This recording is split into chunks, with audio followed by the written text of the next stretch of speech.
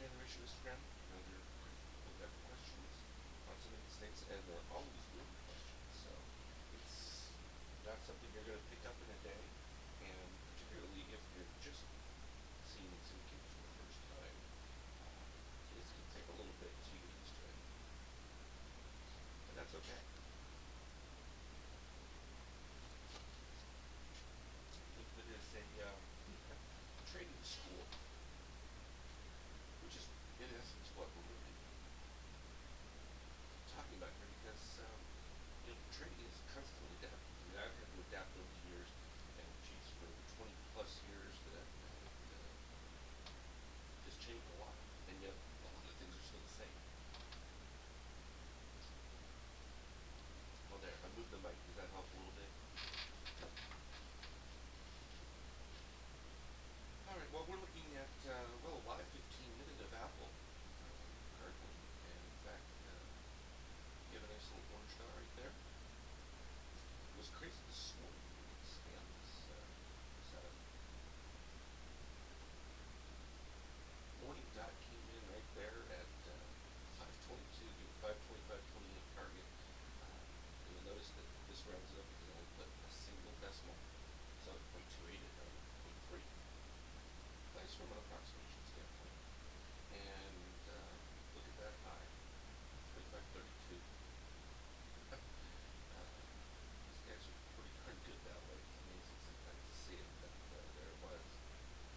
So let's first whip up our dailies, because we're going to want to talk about HLF, which was a request, and I know that so this is what happens with the live setup. It alters my screen, and so I think I've got the link in the right spot, and when it's not the right spot.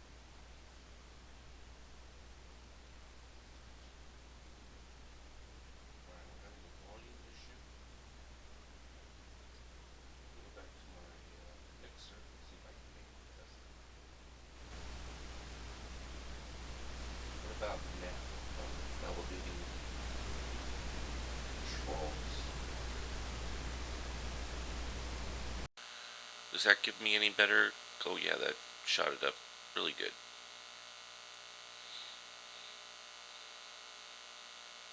All right, I'm going to say test a couple of times, and if that works, then let me know. Test. Test.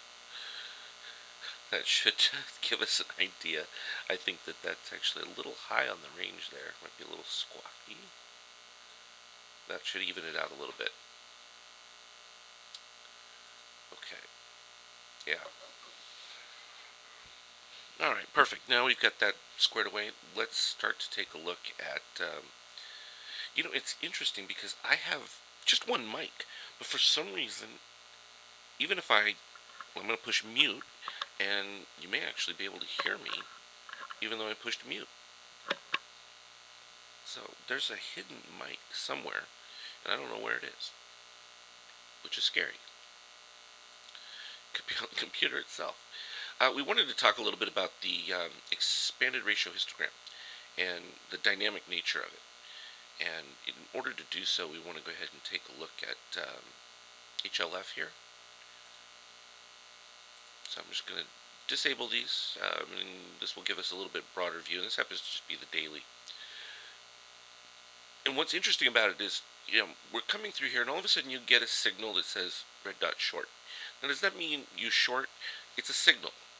Now, if you were looking at this solely from a dot standpoint, you didn't have the additional indicators, yeah, in red trend it would be a short signal, and you would want to take it.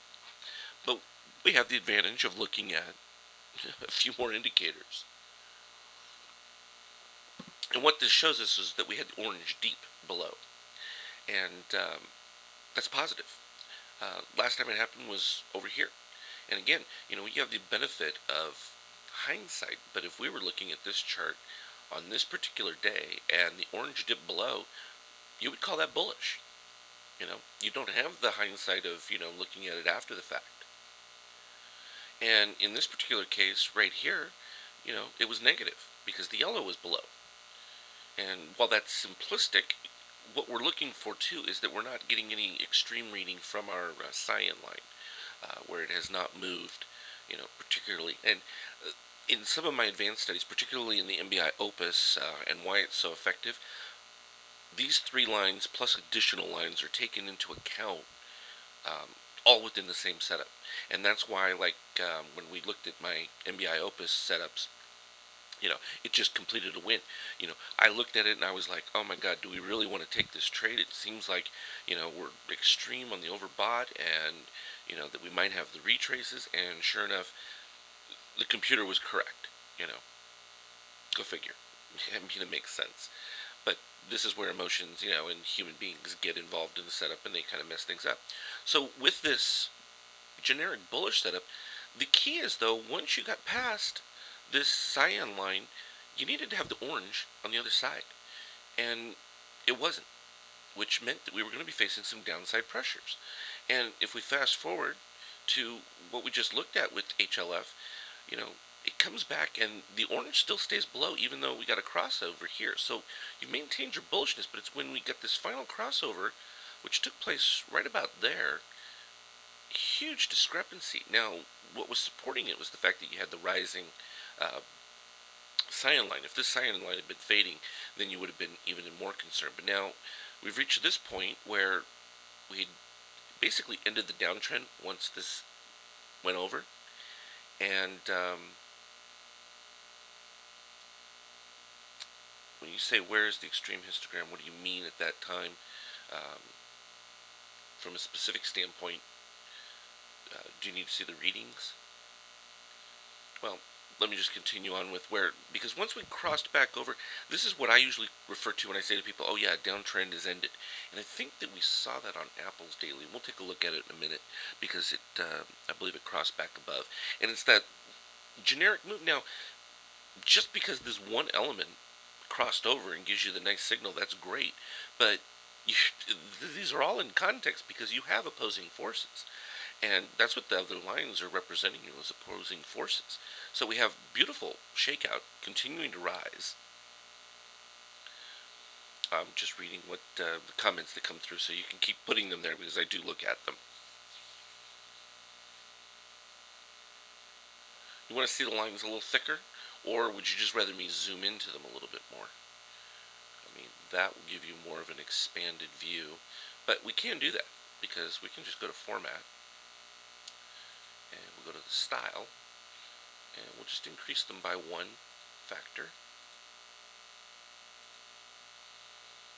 And that's how easy you can do that. And depending on your preference, when you have a chart, you can do that too. Is that a little bit clearer?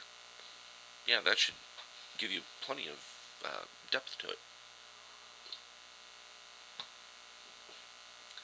I keep them a little bit smaller because I'm looking for the individual specific readings, but this, from a generic standpoint, will give you a clear view of them, particularly looking at these screens.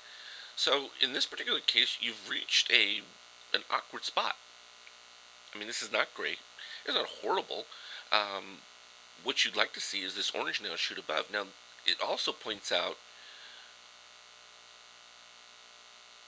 yeah, there's only 3 lines you're looking at. But there's actually several more.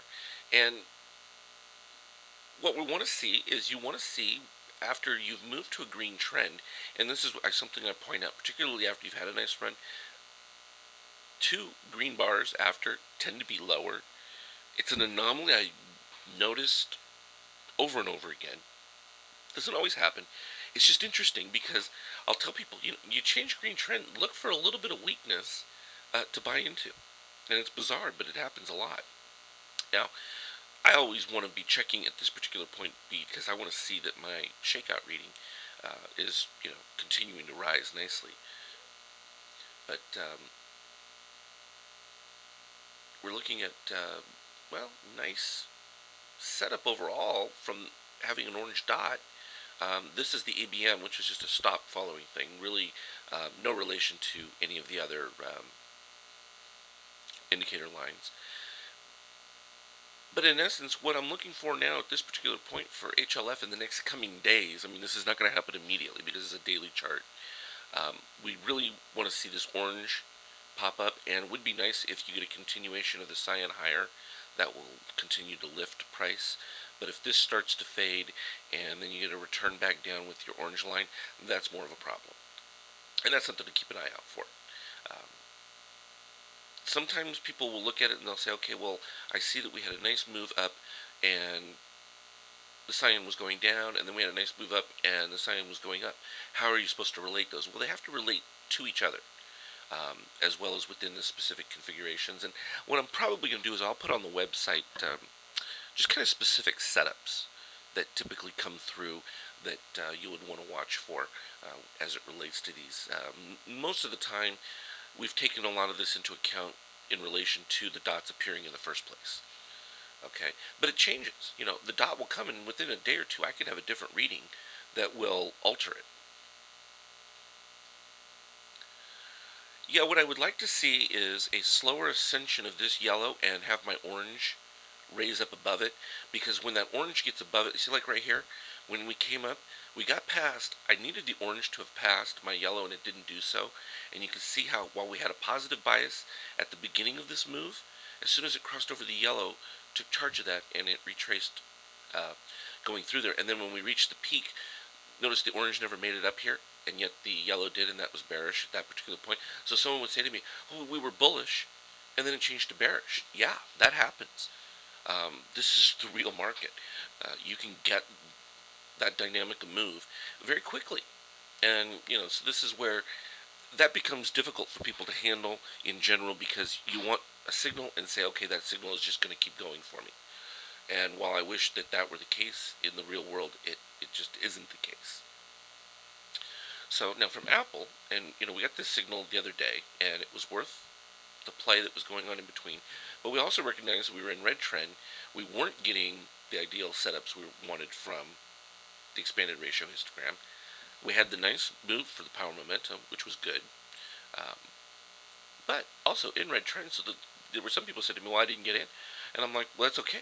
We're in red trend. What's the expectation? The expectation is you should look for a discount.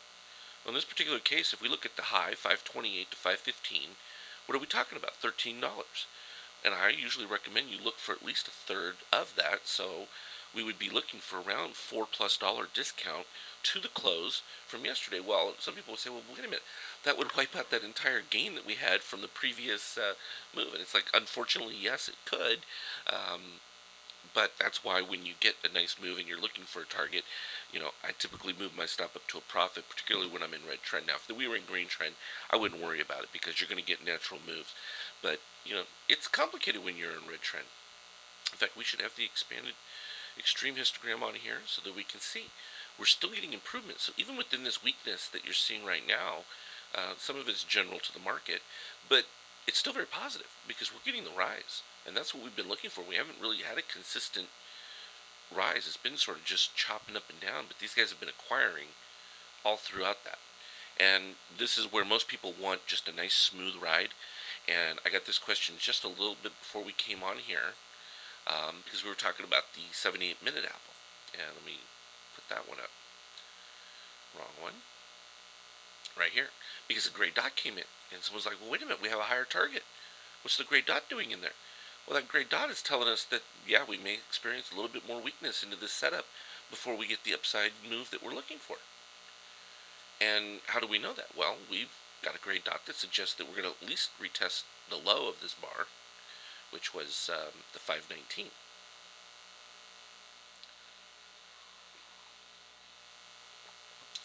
Well, so you're typing it just as I'm starting to put this stuff up.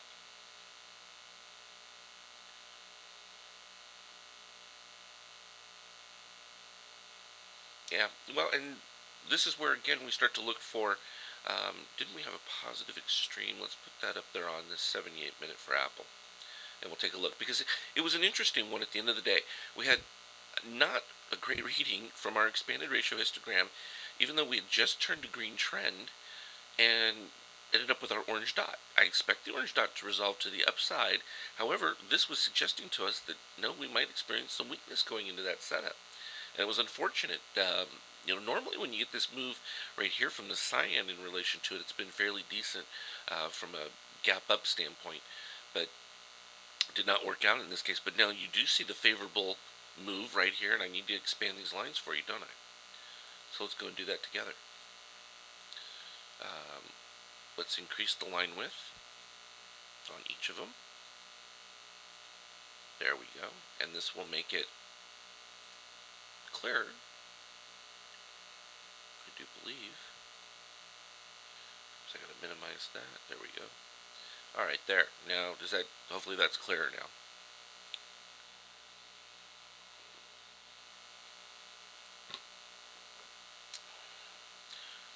Alright, so in this case, the yellow being below and dipping down to this point. Now, see, this is the key. You want to be off this proverbial highway, and the highway being the magenta and the green here sets the parameters for each of the lanes. So you got your westbound, your eastbound lanes, and then these are moving north and south. Think of it as the Frogger game, trying to cross the road, or the chicken is trying to get to the other side. Okay, you've got these parameters, and all of a sudden the chicken gets off the game, and it's like, wait a minute, what happened to the chicken? Well, in this particular case, he's saying, you've got an imbalance of short activity within what we were looking at from an overall bullish setup. And so these are the internal dynamics that you begin to look at when you're looking at the expanded ratio histogram. It's one of the things that makes it so complicated, but also makes it very helpful. Okay, and it really gives you, it's like what we were talking about the other day when we were doing the live event right here. We had this signal, bearish right there, but then the orange moved below. And it's like, okay, at this particular point, we were very bullish, and, we were dipping below this when I was saying, this is a buy. And, some people were like, really? Are you sure about that? And, yeah, because then, we had this imbalance in the power mo at that particular point. And then it went a little bit weak, but that ratio, by the time we ended up with the last bar, evened out and is turned around. So this is our normal expectation from changing from, the green trend, get a little bit of the weakness. You'll notice that from that power momentum, it's still rising, and yet price is kind of flat. This is suggesting to me that maybe a little bit later in the day, we're going to have our pop-up move. So that's what I would be looking for at that particular point. So a little bit of a dip from this 78-minute standpoint, but we've just gone into this positive, and what I look for is usually we get this first dip, you get about 2 bars, and then you would look for your next wave to the upside. And when you look at your shakeout indicators, particularly on the charts, you'll get moves back and forth in like these little wave patterns. And I don't do Elliott wave or anything like that, because I think, unfortunately for the Elliott wave setups, it doesn't take into account some of the chaotic events of markets. And this is where that chaos element is important, because these guys are really working to create chaotic events. And the chaotic events would be, you want sudden spikes in price, or you want sudden declines in price. And it's those sudden moves that frighten people the most. And that's exactly what you look for. Let me look at a couple of questions. Could the 517 on the 78 invalidate? Well, again, the great trend primarily is to look for a low retrace of the bar. All right. Secondarily, coming after a red dot, though, is one of your stronger setups for a negative. This is why it's important to see, at this point, the orange moving above the yellow, because that orange moving above, and particularly as we spike now, we need to see those continue up. We don't want to pivot down. We need to get back off this highway up here with the orange in the lead to give us a bullish setup, because you can see how many negative setups we've had with Apple throughout the 78-minute chart. I mean, these are all negative with the yellow being above, and it's been fairly consistent until right now. But we're in the process of it. It's not done. In fact, when does this bar end? Maybe we'll catch it live. 12:06 bar. So okay, that's about 20 minutes from now, and that will give us our answer on that one.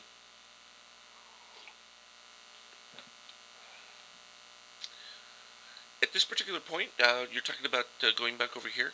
Well, when we dip below, this is another thing. People want reactions immediately. You've created your imbalance at this particular point, but you can see that while that imbalance was created, the very next bar starts out with shorts really attacking that bullish setup, and this power mode setup right here kind of shows you the fuel that generated this pop. They had lined themselves up at this particular point, and once we broke back above, uh, it was a pretty even battle, really. I mean, it was a close call right there. You just were about dead even as you came across at this particular point. Fortunately, we had a little bit of the fading as the bar began. It began kind of flat, and then it just started to accelerate really quickly once it broke back down below. And you can turn to a 15-minute chart to get a little bit clearer uh, pick up on some of these initial moves. Because like we're seeing with this, normally when we get these early moves on the power momentum like this, I would expect that the last two bars of the day we're probably going to see turn around to the upside. Yeah, well, you know what? Let's look at a 10-minute chart. Why not? Here's the 15-minute. I may have a 10-minute chart somewhere over here. Let me turn this Amazon one into a 10-minute chart, and then we'll convert it to Apple. That way I'm not changing it while we're in the process of watching. Oh, but see, you know what? Wait. Good point right there on Amazon. All right, right here, this one comes in from the daily, and I'm pointing out that's a bullish setup from a daily standpoint. Okay, and that's getting a nice little thing. You know, this was a point where a lot of people were talking about Amazon falling apart completely. Of course, that's relative. You know, some people will say it's going to the moon. Some people say it's going, to hell in a handbasket. It all varies. All right, so we'll do a 10-minute for Amazon, and then we'll flip it over to an Apple and take a look at it. January 11th histogram to January 8th. We can do that. All right, let me convert this to Apple real quick. What time frame was that you wanted me to look at that January 8th to 11th? There we go.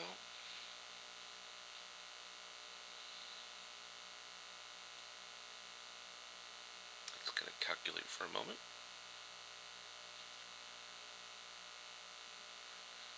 Alright, so 10-minute chart. Too many lines. Let's clean it up for you. It's a lot of dots. I mean, it looks like a Christmas tree. And interesting that they're, all in right about this range-ish. Going through there. Okay, we'll look at CMG. We'll go through a bunch of the different ones. So that's interesting to see this in relation to, it showed that we were oversold here from a 10-minute standpoint. Then we go to a 15-minute standpoint. Also looks to be just about oversold. Next bar open will be interesting because that's in about 3 minutes. If we get an immediate higher histogram, that's your blast off point. So that would be worth doing. Let me go ahead and just click in here. I will buy some Apple just for the fun of it. Okay. And we'll see what happens with that. Now we got a small little position here, 400 shares. Okay. Alright, so there we go. We're in an Apple. We'll go for it. Because I like that towards the end of the day. That should be nice. Alright, January 11th to the 8th. Which, were we talking about intraday, the 78 minute? And you want to look at the extreme histogram. Okay, so in this particular case, yeah, my expectancy with this dip right here was a positive move, but you can see that is once we got across into that setup, we didn't get enough of the positivity from it. What was that order to fill, I heard? Oh, I sold out some of my ES, didn't I? No, I didn't. Okay, I just have additional shares of the ES too. And we're trading everything today, aren't we? Go figure. Okay, well, yeah, we had a nice dip down there. Fine. The computer's doing all sorts of things, and I'm just, talking. Okay. So we look back at this 8th here. We crossed above, but you see how the yellow stayed above. Couldn't get this type of setup where the orange is moving. Okay, and it just consistently stayed there. So as soon as I started to get a negative power momentum, which really began right at this bar, you got to kind of be thinking, okay, I'm probably not going to get as much from it as I'd hoped. It still met the targets from the halibut signal that was here. This one had already hit the target from there. So it satisfied the target things, but unfortunately, when you're looking at this and people ask me, well, can I go along the overall setup? It's like, well, no, it's just really not attractive. Um, that was your order for Apple calls. Uh, it's ringing through my my machine there. You're getting your purchases. Okay. Let's run through a couple of the other intraday ones real quick. See what else is going on overall. I had mentioned that we needed to put a hot heat lamp on Google because it was just really languishing. Okay, these are mixed in here.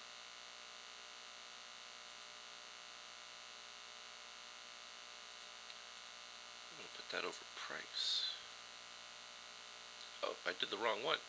Well, that's what happens when you move the expanded ratio histogram over price. I wanted to move my extreme histogram over price.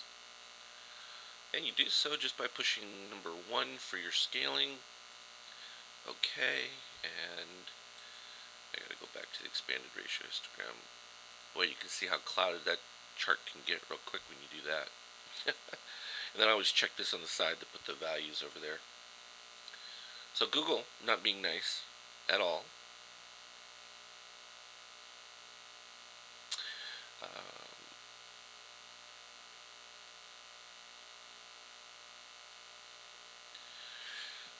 You want to get into the comparison of the cyan line, which is this one right here. Here's what we're looking for typically in that particular setup. And in these kind of cases, I'm looking for where I get everything moving in a single direction, like this case. When that dip, anytime you get these dips below or even to the extremes, they're usually looking for bullish setups. And then I begin to look immediately at where I'm at with my yellow line. While that looks negative, you can see that we immediately started negative, but having the cyan line, typically when it gets to +8, that becomes a very bullish setup in general. And you look for these cyan setups within extremes, and they tend to roll over. Here's the difficulty you'll have with some of the visuals on the cyan line is it transitions. Okay, it rotates itself from when you've reached one extreme, moving to the next side, and you have to adapt to those setups, and it can vary per stock. So I always recommend you get a look through a range of time period. This is why typically I'll go over the simpler relationship between the orange and the yellow and your expectation. Now, keep in mind too, if there is an expectation that this is a positive setup here, and if it doesn't materialize immediately, that's a problem, and it usually gets far more negative when those don't happen. Oh, you want to see which time frame did you want to see for the Apple up target? We were looking at 10 and 15 minutes.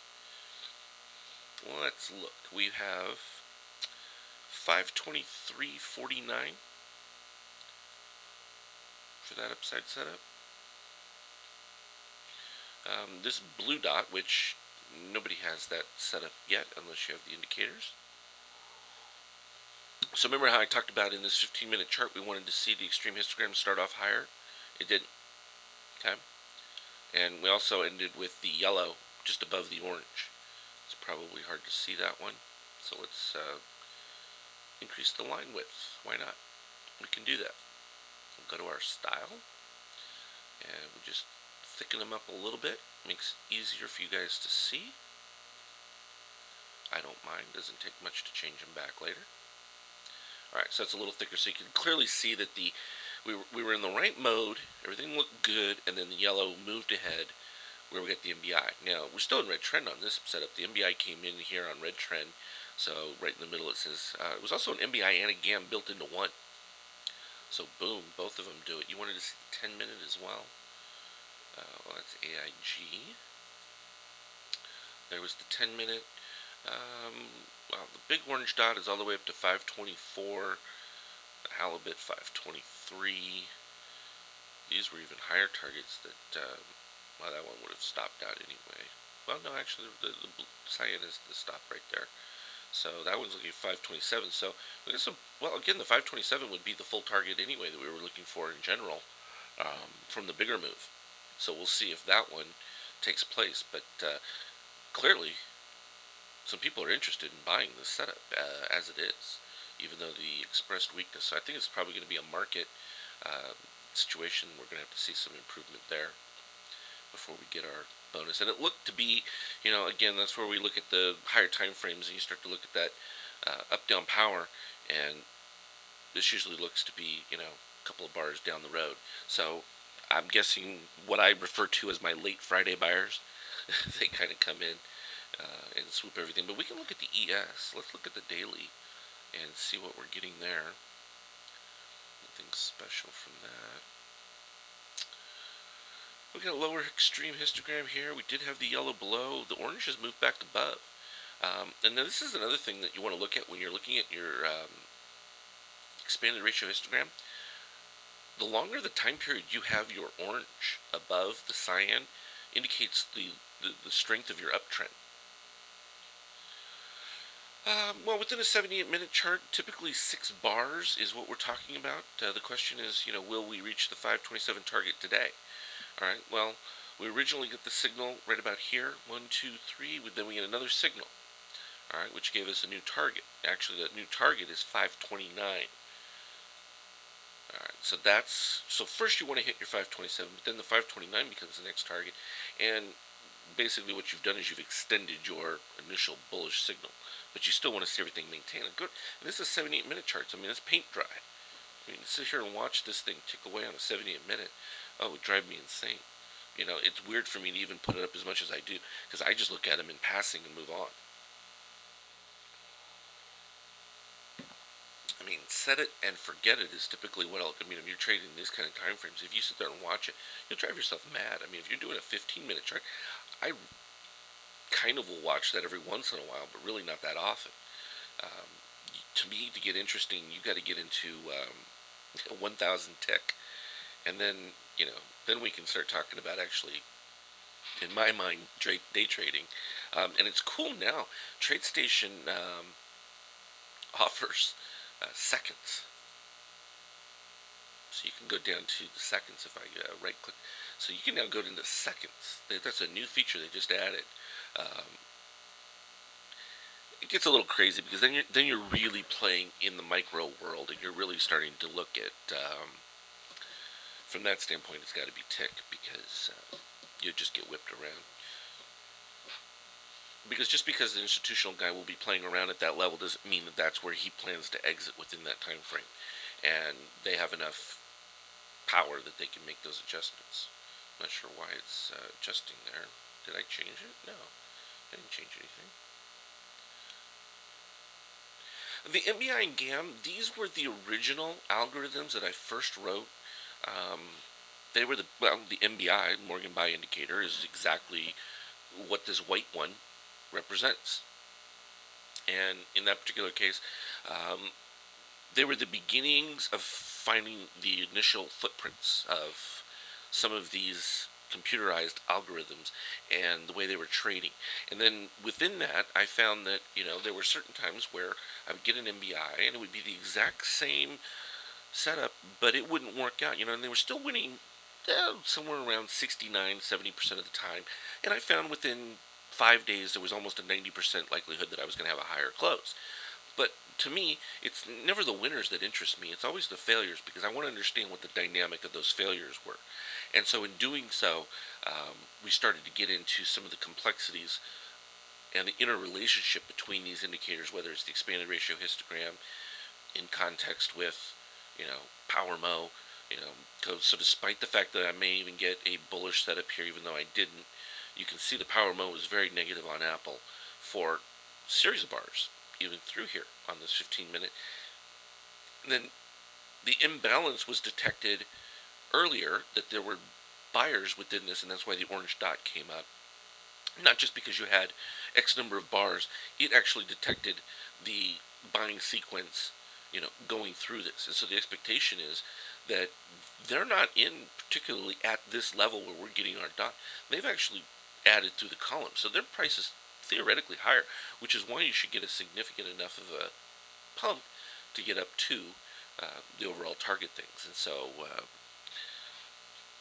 it bears, it's important because it gives you the context for where it all began. I started with the MBI, the GAM, and then there was also what I referred to as the MSI, which was the sell stop signal. And I was showing those on the nightly report. That we had a couple of those from a daily standpoint. Let's check on our tick trade. Alright, that's not bad. So where are we at with this? Okay. In a small position here, just 15 contracts, nothing special. What was that target here? 1466.75. Guess I should put a stop there for one of the setups. 66.75. We'll do that, and we'll listen to see if we get an order filled. I'll turn it by volume just a little bit so that we'll know when that happens. We can check in on the Apple setup. Nothing. Oh, I think you know what? I had an OSO order from our 400 shares. So it closed out. One of them must not have moved the stop up high enough. My error. Oh well. What are you going to do?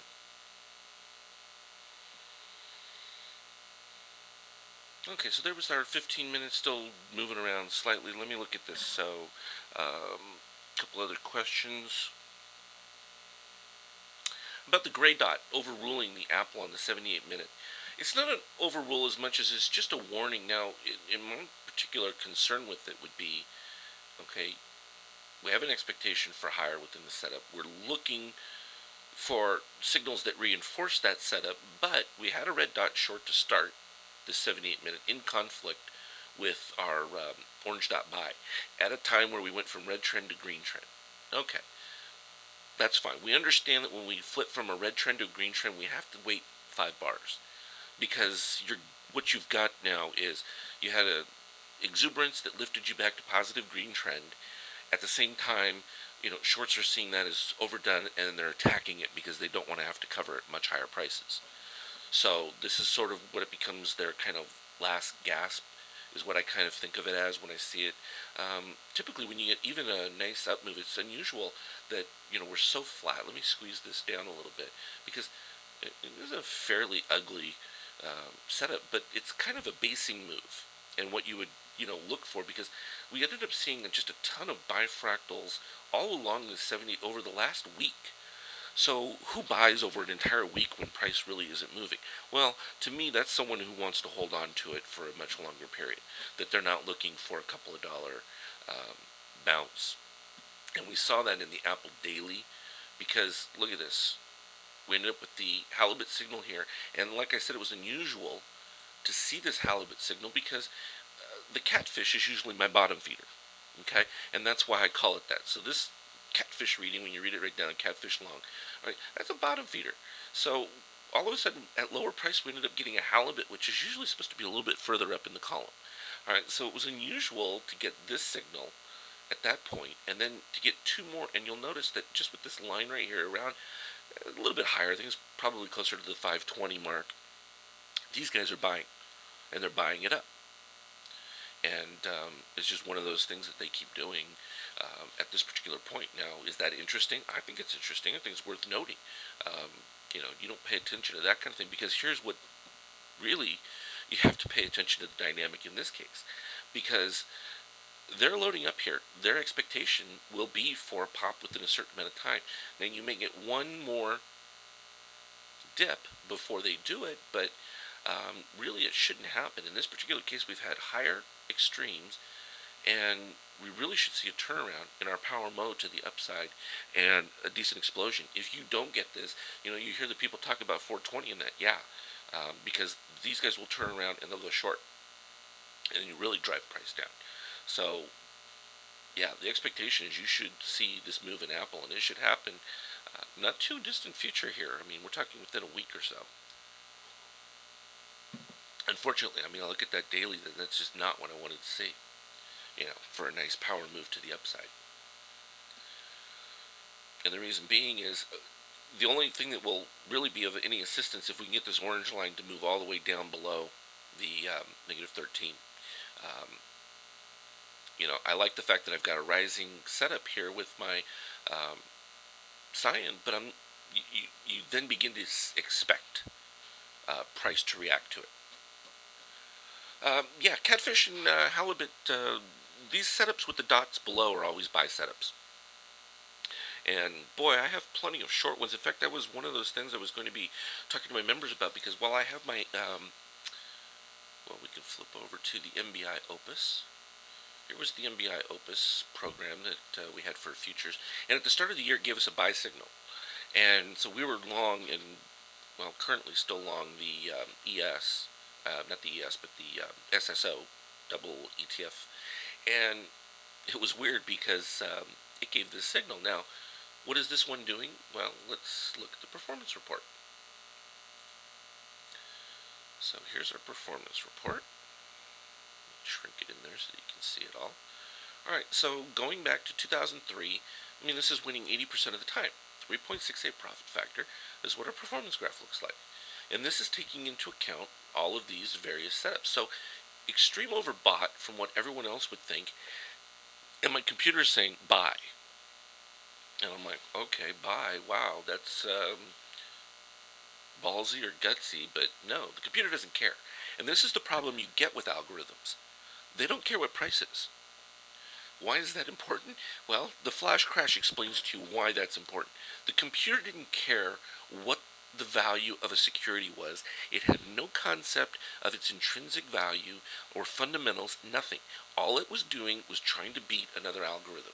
And they kept doing this. In fact, that's why I put this, let me go ahead and bear with me one moment, because I'll show you. I put it on the website because I thought it was such a significant and poignant moment that someone was actually talking about it, and really hadn't heard anyone talk about it in all the time I was doing. And it was a TED series, and they've kind of removed it now. But you can always go to Netflix and type in the TED series, and it was just a talk about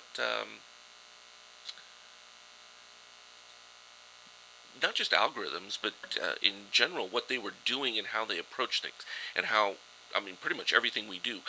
Netflix picks movies for you based on these algorithms, and it's really interpreting human behavior, but in a sense it's going beyond that, because it's actually dictating behavior. And so in the flash crash, where you had these violent moves, the computer really was insensitive to the idea that there was an actual value to stocks, and it was just trading against other computers, and that's what happened. And then you required someone to actually hit a stop button and say, oh, no more, you messed up, we got to reboot. And that's what happens in these cases. And that's what happens in these liquidity drawdowns that make no sense. And people say, well, I'm a value investor. And it's like, well, you can be, but a computer doesn't know what value is. It doesn't have the ability to do that because they haven't really put it in there. I mean, it doesn't say beyond a certain point, it's ridiculous. Which I guess is something they should add, because it would be helpful. So, when it comes to this setup right here, okay, so you have to go to TED now directly to see that. It was available for the longest time. I think that probably, I know I had quite a few people view it. Maybe they was using up too much of their bandwidth. I don't know. Oh well. I'll remove it and we'll find a different one on there, or at least I'll post a link to it if we can get one. Well, the question from Sherry is, if we dip below the negative 13, that's the best hope you've got. This is not bullish in this setup right now, as far as the Apple on the daily. So it's a problem. But contravening, you also still have your connection rising. So, at best you're looking at a neutral, well, which is pretty much what the price is overall done, is pretty neutral. And that happens. This is where everyone wants something to move immediately upon a signal. It just doesn't happen. Just don't get that kind of immediate reaction in some of these daily setups.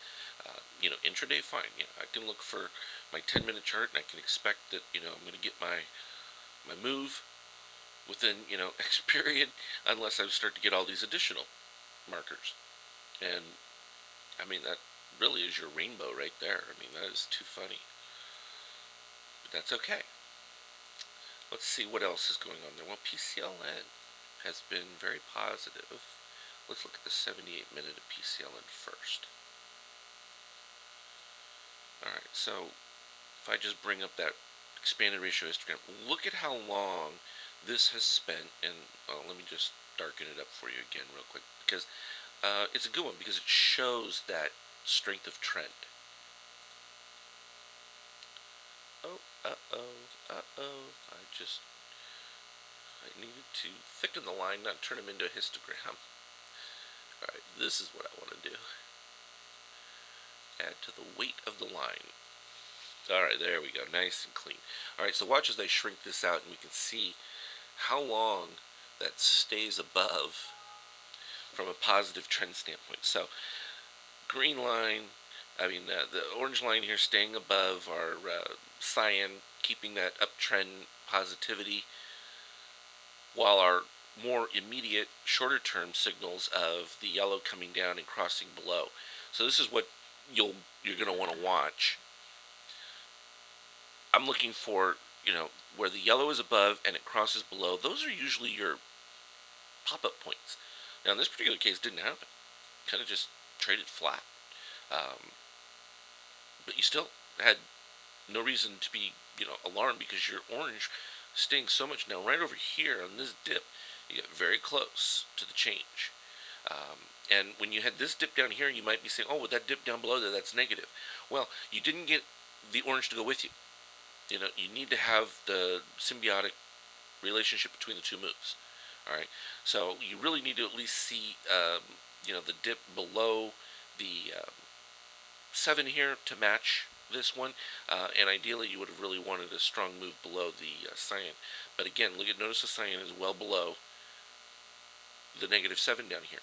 You see, so you start to get that interrelationship, and it becomes, complicated. And this is why I try to just stick with the cursory points of it, as opposed to getting into some of the complexities. I mean, it's easy enough to say the orange over the yellow, but to understand the varying subsets that go with these, they're tiny fractions, just tiny fractions that separate them, but their relationship within this highway becomes important. And from PCLN standpoint, still very positive, maintaining that positivity. Now at 78 minutes, that's slow go, but it's still positive. No change there. So if we scroll back to what we're looking at, hit all of our positive targets all the way up to here, and then well, you guys don't have the yellow dots. That would be for members have these. You can look at what that's called. Yellow target. Another yellow target. Linda will appreciate those because she likes her yellow dots and pink dots. In fact, I don't know, does PCLN even have any pink dots? Yeah, right here. Okay, here's pink dot. Everybody gets a color.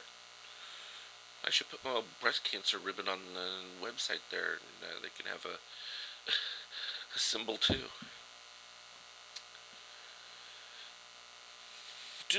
Okay, 10, 15 minutes. Well, now, this is a good point. Okay, so within, the question is, whether or not the 10 to 15 have more validity over 78 minute. All right, in certain cases that can be.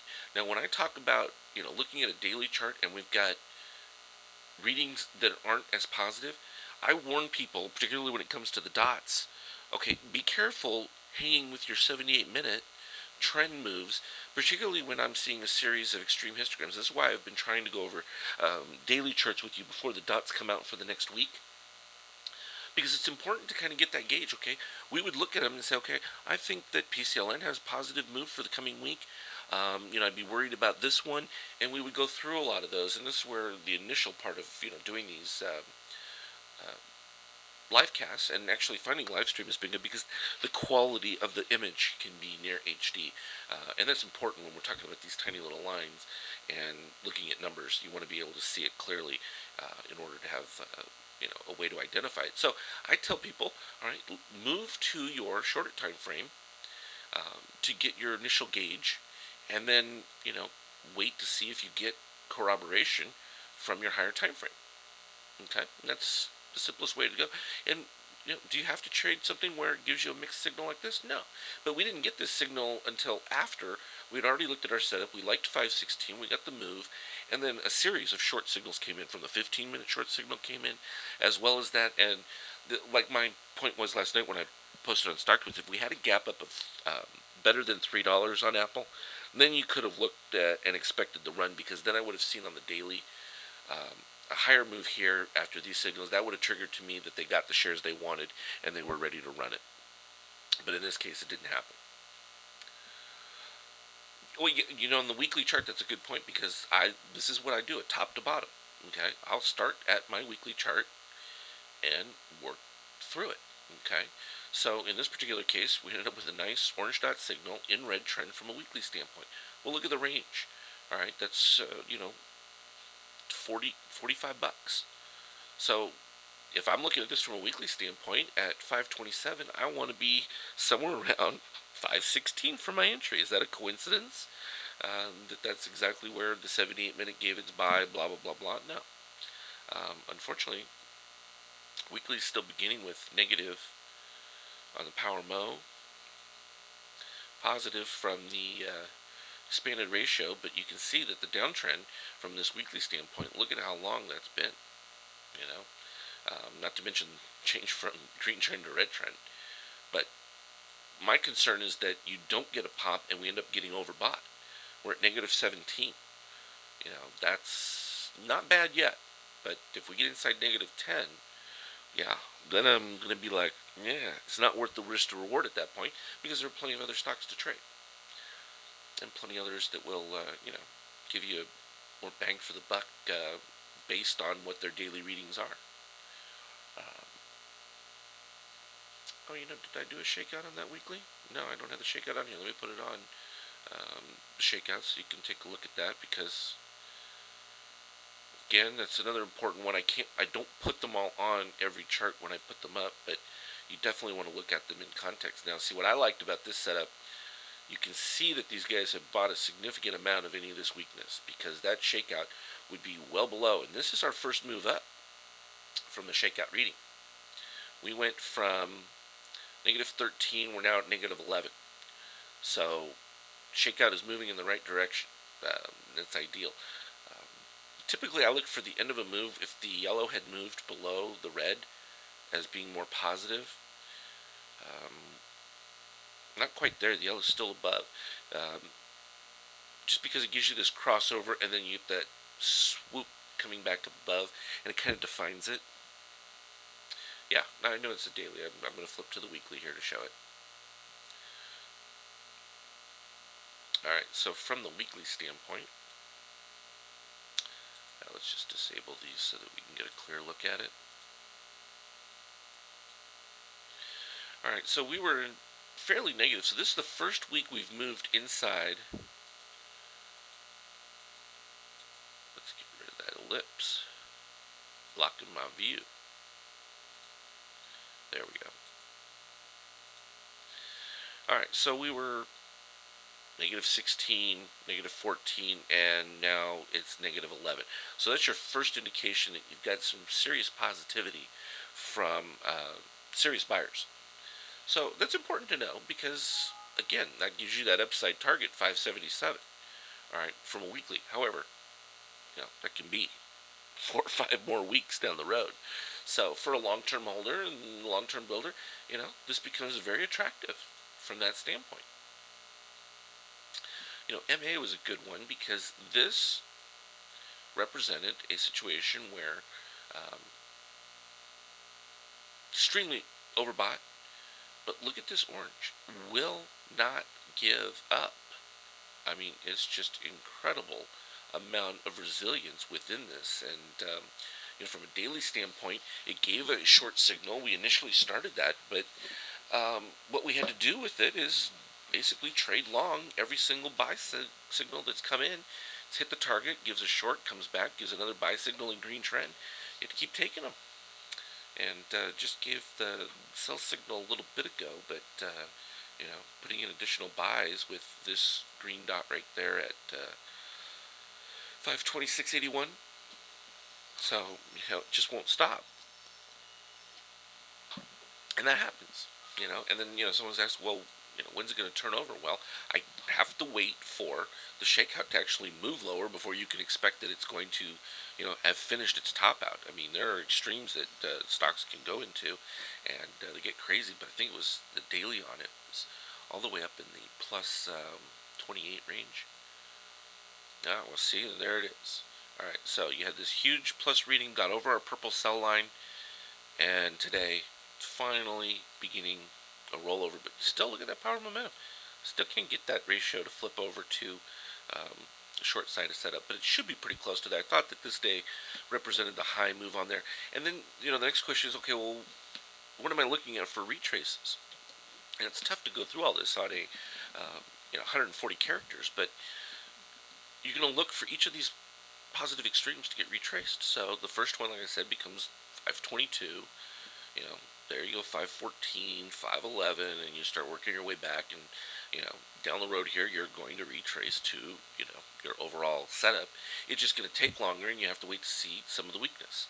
And clearly, that is not expressing a ton of weakness. So even though you get the lower shakeout, not expecting huge decline just yet. You'd have to start seeing that snowball. But often what will happen is you get to these extremes, and it just drops off the cliff. I mean, you'll get a drop down to, 13, 11, and then it just goes back into negative.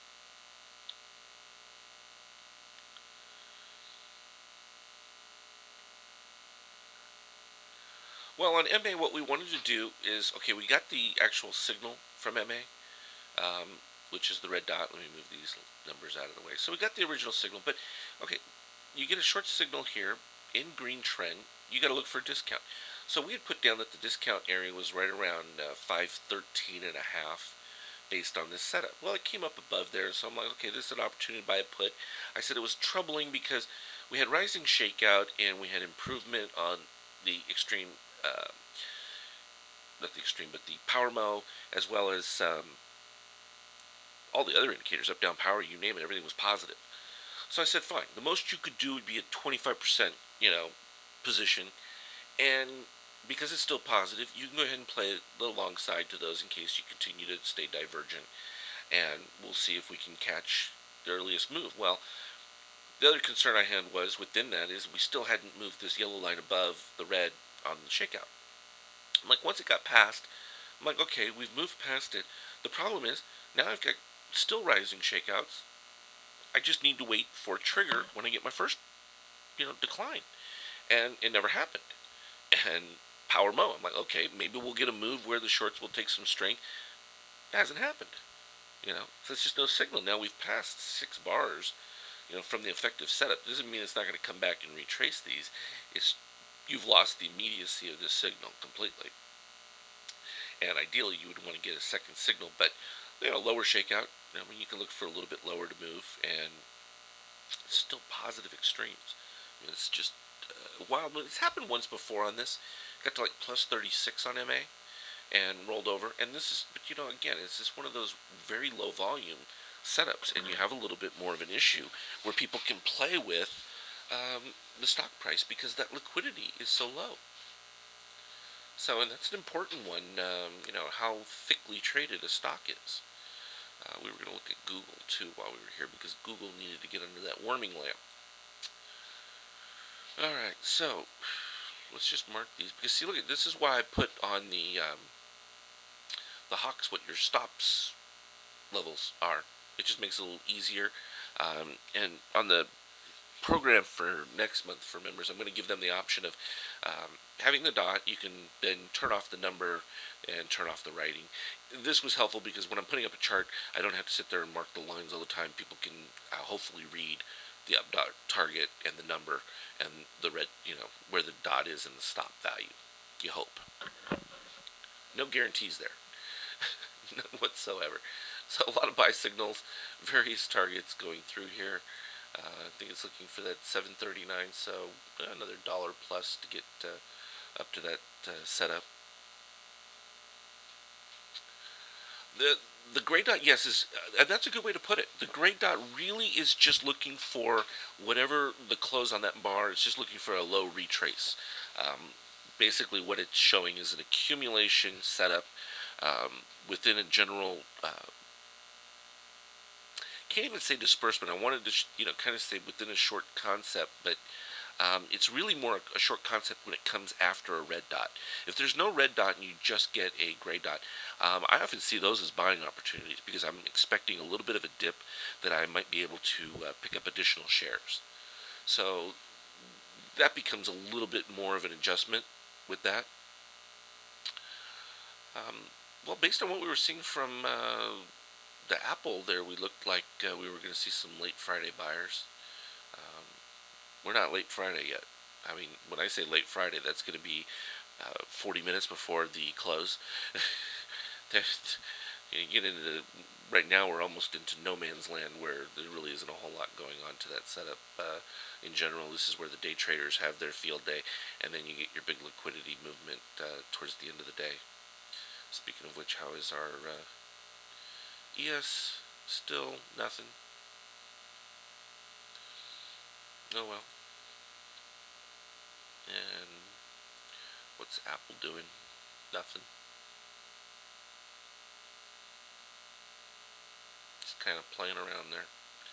Not going anywhere. Oh well. That's okay. A lot of trading is patience, waiting for setup. So the Google 78 minute, nice upside target, but overbought. You can see that positive extreme, and the difficulty with that setup is that you know your low retrace is going to get you down here, and you're going to be like, oh my gosh, am I going to get stopped out? And oftentimes they'll fill in these whole ranges, and then it starts the next move. The thing is, you don't know if it's going to reach that low exactly, or like it did here, and then turn up. Yeah, exactly. The apple is not ripe yet. It's still percolating, and that's okay. You know, the overall market outlook for next week. I typically start with my ES, not that one. I want a daily. There we go. All right, this is something I was explaining to people because a lot of them wanted to short the setup, and I'm like, unfortunately, we're not overbought. And you say to me, well, how's that possible? We've moved this thing. I'm looking at your stochastics, everything else is all overbought. No, it's not. Well, okay, maybe those are, but my readings from the expanded ratio histogram, we ended overbought right here back on the 4th. Even after this huge move, we reached our targets. I was looking for a little more of a retrace, getting greedy on that entry, even though I shouldn't have because we were in green trend. Alright, this was green trend. I was looking for a little more retrace of this to get us in to shoot for the long target, and got a little too greedy by half. We were long the SSO, but I wanted to start our nice option setup, and so this shows you. I mean, the computer's buying here with an 80% win rate, and I'm looking for discounts. That's probably a little excessive, but I learned my lesson. I should have just followed the computer and been done with it and not worry. I just, I knew that we would likely see some pullback in with inside this. I just thought we might get a little bit more to be able to jump in on that and attack it, but it didn't happen. It's all right. We got nice positivity from Power Mo here. Let's add in the setup so we can see what the market overall. But this is what I do nightly for everybody on our regular reports. Shakeout rising. I'll look at my up-down power and make sure shorts haven't overtaken the setup. And how do we do that again? Just for those that maybe haven't been here before. Alright, we take the numbers based on what's above. Bulls being the white line, bears being the red line, and we look for the ratio. So we take 1820, and in this case divided by 37, 34, and we're going to get 48%. Alright, shorts are in a world of hurt. If you're shorting this setup, it's a bad move. You're going to get squeezed. Assuming buyers stay within the setup, because again, it's multi-dimensional. Within the drop-off, what you want to see is a drop-off. If you're a short, you want to see this decline, and you want to see the ratio move up. In this case, never happened. As Bulls backed off from buying. Bears did not jump into the setup. Even when we got to here, I was looking for one more move down, and I would have gone long for the setup, but they never reached more than the low 60s, and you need to get near 70% on that ratio to really kind of turn things. So let's look at our expanded ratio histogram, since we've kind of had an expanded ratio histogram day. Alright, let me just get rid of these so that you'll be able to see it clearer and a little bit higher. We know we like our power mo. Alright, so you have, well, gosh, that's, yellow's moving above it today, and that's a straight vertical incline from there, so it's not particularly wonderful from a daily standpoint if we end up like this. So that's good to know. And the market's been kind of even. I mean, notice too, this is what I kind of look for. I'll look for this, for my lines pretty much staying within the highway. You know, out of the highway, you've moved on to a different road, you're headed for a different direction when that takes place. And at that particular point, we've moved back pretty even. I mean, a lot of this is just even muck. You can just kind of like, ride the direction of a trend and look for little day trades in between it. So from that standpoint, fine. From our weekly standpoint, we had 1474 as a target for the ES, well, no, not the ES, but the INX, the cash index.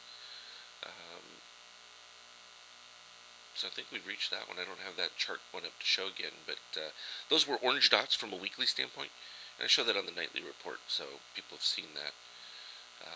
This is something that I'm adding to the dot alerts going forward for next week. So those that get the power trader option, you're going to have daily signals for all the different dot alerts, and that will be nice because we actually had a few daily signals pop up, and we're adding AIG to the overall setup, so that's a fun one as well. We removed Visa from the setup. There's HLF and C that's starting to react a little more positively, so that may get a little bit more movement. We'd have to look at an intraday on that one. 78 minutes, breaking down finally because we've got that move finally below.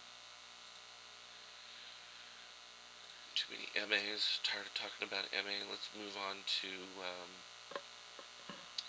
one of the other ones. You want to see soda? Soda pop.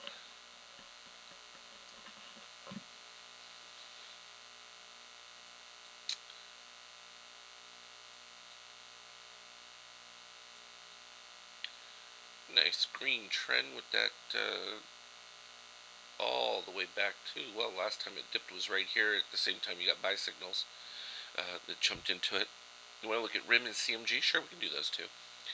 And in this particular case, positive extremes still.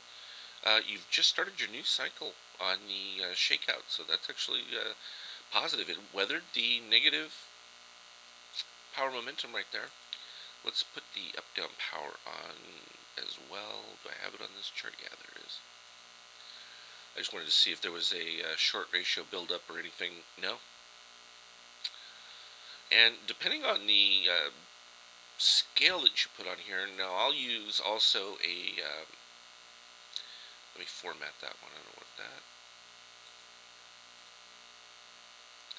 Inputs, I'll also do a 25, 19, 9, I'll do a 25, 19, 5, just to kind of check. It kind of gives you a little bit more of a gauge. See, so you can see just looking at that general 2 into 4, you're looking at 50%. So shorts are in a world of hurt if they're thinking about attacking this one just yet. It's not ready for a short attack, that's for sure. Let's go ahead and move on to I don't care about earnings. If I've got a signal and you can see the setup, usually you know ahead of time. I'll get sell signals you're reaching over bought before earnings really take place. We'll typically get our signals to buy long before then. Netflix has been a nice little run. Um, this second move needs to really produce a much bigger shakeout reading. Last peak was 19. It's close. It could do that. Again, you can see it nice and clear. There's really no strength in shorts at all. And again, another nice orange line from your expanded ratio histogram. See how long that stayed above there, nice and clean. Started off with this initial move there for negative, but you didn't get the confirmation of having the orange dip down with it. So that's a significant move in seeing that when it takes place. So no issues with Netflix at this particular point. Positive extreme. So yes, what you're going to be looking at is for retraces these lows. Um, you know, Not particularly the case. You have two positive extremes, but you're rising. What you look for is a higher close on a lower extreme. Then you got to say, okay, time to take my profit. That's usually your cue to get out of dodge. Particularly if you get the power mo moves to the negative side. Good old Chipotle. Alright, so look at this. You had the short signal, came back over here right afterwards, gray dot. Those tend to work out pretty decent. The low, of course, we've seen a couple examples where it hasn't. 291.65. What was the low? 292. 291.70. Look at that. Is that crazy or what? And had a positive expectancy, and then all of a sudden the yellow creeped up right over here. And, yellow's now taking the strength on that one. Is it going to continue to that? This is actually bullish setup right here, particularly on this day, on a down day. That's a head fake for shorts. You've reset your shakeout by coming all the way back down, and now you've started the new cycle up. Do not want to fight that to a short side, that's for sure. And there you go. You got a down move. Power momentum is shifting to the upside. This is where you begin your next new upcycle. So, not bad from a CMG standpoint. No new dot fractal, but I like this. When you see this on the extreme histogram, you're looking for a dip to the cyan line as bullish, and then when it comes back above that, that's when you get those really nice pops coming forward. What you worry about, though, is that you'll get a little move and it'll come all the way up to like zero, and you've gotten overbought instantly. You went from oversold to overbought on a tiny move, and then that's always scary when that takes place. What other ones do we have here? You want to see an intraday CMG? Let me see if I've got a 78-minute CMG. I do. Alright, I just clicked it. It's activating. We'll pop that out because now that we've seen the daily. And there are times where you get a reading that's just in between nothing, and it's like, what do? You do that. You do nothing. You lift your leg up while you're sitting down, you put your hand underneath it, and you put your leg back down. And you sit on your hands. And it's one of the toughest trades to make, doing nothing. And I find a lot of people won't do it. They need to be in the action. And if that's the case for you, you've got to question to yourself, whether or not you are gambling. Because you should be a little bit less passionate about making a trade. It should just be about, did the numbers produce this? Yes, human emotions get. I showed you, even I make mistakes. I should have had us in that ES setup for a long trade, and we didn't do it. I traded it on my own intraday, between things, but still, I should have put us in there. I figured, okay, we had enough exposure with the SSO, and we were going to leave it at that. But, clearly, that's why it wins 80% over the last, 8 years. It's pretty hard to argue with that. So, here's your red dot short. Came in on CMG, 78-minute. 298. Target down there is 294.99, so about 295. Roughly. Let's got about another $1 to go. And so you get this combo a lot. And again, what that was looking for is a retrace of the low. So the low right here, your first expectation is 296 even for a retrace on that. So there's your CMG. Yeah, LOL, I know. It's LOL for, in general because we're still doing fine with our overall portfolio to start the year, but, it's one of those where it's like, I smack myself in the head because we should have taken the trade. And even I do it. This is why I created automated setups so that I don't get involved. That's probably one of the best arguments for automation. You know, this is why I do these. I got no involvement whatsoever. It makes the trade on its own. You know, after you had this big move, would I would want to be going long? Probably not. But the computer said no. We're in green trend. We buy green trend, and we look for our percentage of our, overall. Oh yeah, I'll do Rim in just 1 second. I haven't looked at the performance report on this 78-minute setup in a little bit. Yeah. Okay. This is what it's doing. So and you just have to let it do it. If I watched it, I would probably be, I probably would have bitten my nails off or something like that. Really awful. Um, you want to talk about the distribution of your wins? Well, then I usually go to the trade analysis, but I like to look at consecutive wins, consecutive losses. I think those become interesting statistics. But here's where I usually look: your largest consecutive profit and loss ratios. Like particularly when I'm doing, and let me just flip real quick to the Opus because I find that statistic particularly important. Oh, uh, yeah, this is a separate one that I used for. That's a little bit different contracts. Well, we'll just ignore that for now.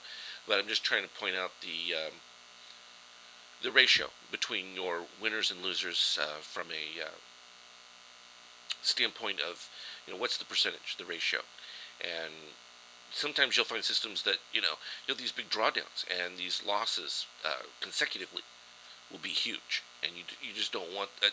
I don't want that. I don't find that to be effective. I forgot I had this one on there. This is for portfolio management setup there. We don't want to look at that one.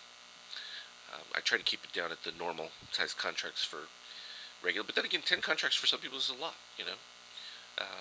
Even one or two can seem like a lot, but as you get more comfortable with it, and this is something I don't show in those programs, because if you're still trading the same number of contracts, you've got a problem, because there's no reason why you wouldn't exponentiate.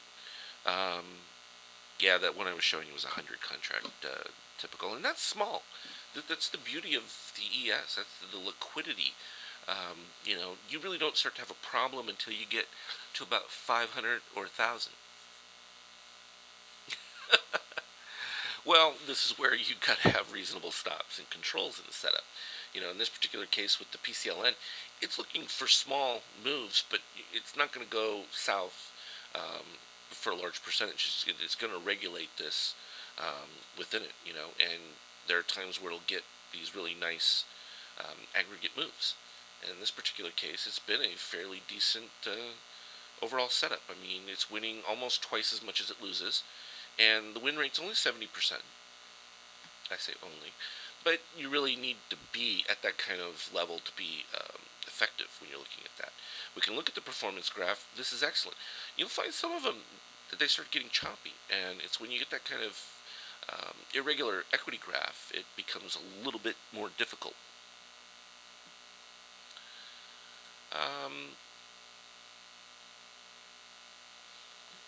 Get wiped out? No, can't say as I have.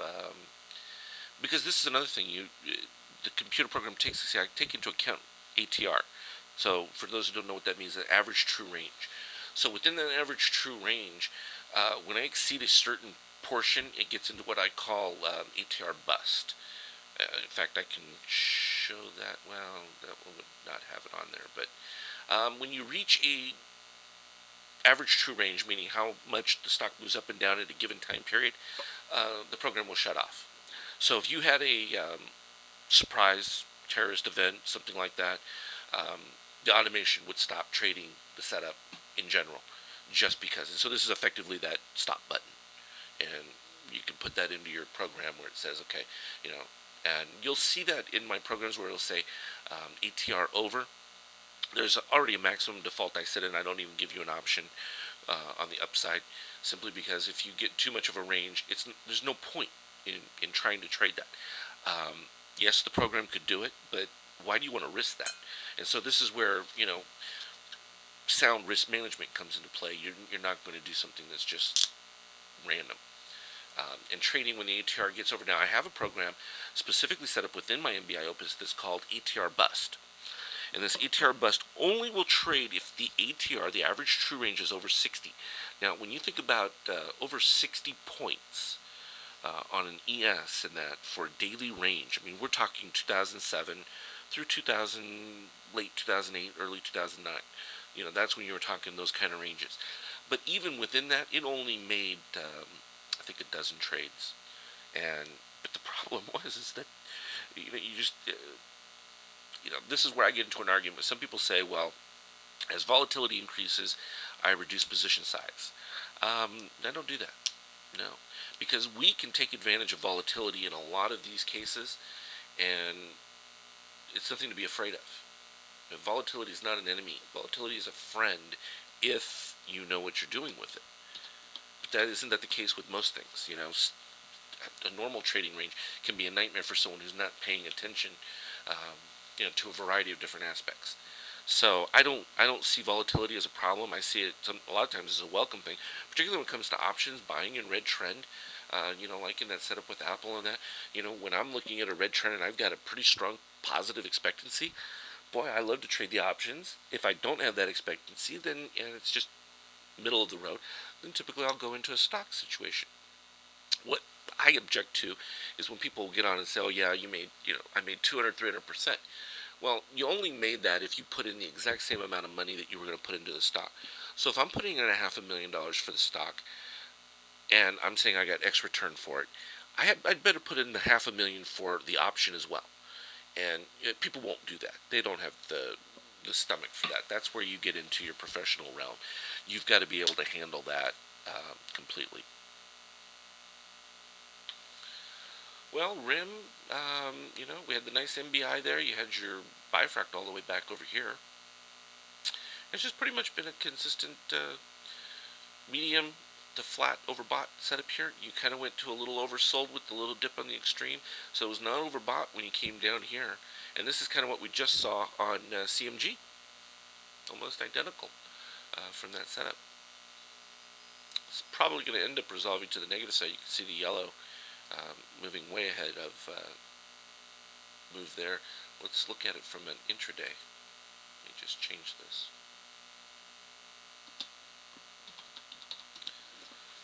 And this is another one. This is why I am utilizing the programs to find stuff in weakness before you get these kind of moves. Right here you had your nice lineup going in there. Gray dot showed up within that. Kind of interesting spot to have the gray dot. No real relation to any, and this is what I talk about. There's no relation to a short setup within that. Just gray dot right over here. Find it, retrace to the low on this one. Look at that thing explode. But see, this is only $13. Of course, it's RIM. I mean, we were looking at it from way back. Gosh, when it was much lower, even lower than this. Let's go back. Because I remember putting up these buy signals back here. It was right over here, back in October, and everyone was whining about, even at $6 or whatever, it was crazy. And I remember putting that one up with the buy signals, and been very effective. And so this is why I'm going to be starting adding the daily dot alerts, because I get all of these signals. I mean, it's not an issue. Just have no way to share them with everyone without putting it into some kind of alert setup, because I'm not going to go through and post. I mean, you see what it takes to post a chart. I got to click here. I got to go save picture as. This little window comes up. I got to save it as. I got to go through, put it into one of my files, and by then, if I'm printing an intraday chart, we've already lost a minute and a half by the time I can even get a chart up. So someone will ask me to put up a chart. It's like, it's not the simplest thing in the world to do. It's not horribly complicated, but it's not the simplest. AIG, that's going to be a fun intraday edition. Let's see, rim. Did we have an indication it would pop? No, you just had this back here. We'd have to put our extreme histogram on here. So if we want to really get into it, you're not always going to get that. I don't even know what is the volume on this one. Nice 45 million. That's a good size. It's so small. I know some people ask me to put up Sprint and things like that. It's like, come on, really? Really? I'm not even going to trade something like that. Wow, nice power mo. Nothing objectionable there. No, you didn't have anything other than, it started back here with the nice rise, and you wouldn't even begin to worry about it until you get the yellow back over the red right here, and then it's just continued. So there's nothing special about it. It's just a continuation move. Cat. I haven't looked at cat. Let's look at cat. Why not? Cat did a beautiful thing because I put up my ABM with the cat. And I was showing, in fact, no wait, you know what? I have cat already done with my ABM. Let me find it. Oh, come on, cat. Why are you hiding from me? Baidu. Baidu, perfect example. Short signal came in from a daily. I'll put up cat, don't worry. I'm just, this popped up, so might as well, get sidetracked with it. Okay, it signals. It doesn't tell you to short. It signals that a short setup is developing as some of the short players in there. It looks like it should resolve to the downside. However, you've got rising shakeout. You can't enter it until these things start to change. You've got rising power mode. Can I tell you that the power mode is going to change tomorrow just because now it's reached, the setup? Here we go. We got $6, so you'd be looking for about 11, 12 for the short. So a little bit over where that is. I would wait for this ratio to get a little tighter and then take advantage of that short setup. This is a lower extreme, 28, 27. Yeah, right now it's making a lower extreme on a higher close. So could you begin to think, okay, fine. If it closes higher on that, do I explore, in this particular case, shorting the shares? No. Do I explore buying a put? Yes. Okay. Do I start with a small position to start with, just in case it turns around immediately? Yeah, tiny one. And then what I look to is my intraday and start trading it from an intraday standpoint because I understand, just like in this particular case, and this is what I was showing the other day on MA. Fine. It triggered short signal. Okay. But it kept having rising shakeout. And then even it dipped yesterday. It's like, okay, well, it dropped. Well, that's fine, but it's still rising. They couldn't take advantage of that. Here's your first opportunity when we opened up a little bit lower there. This opened up down.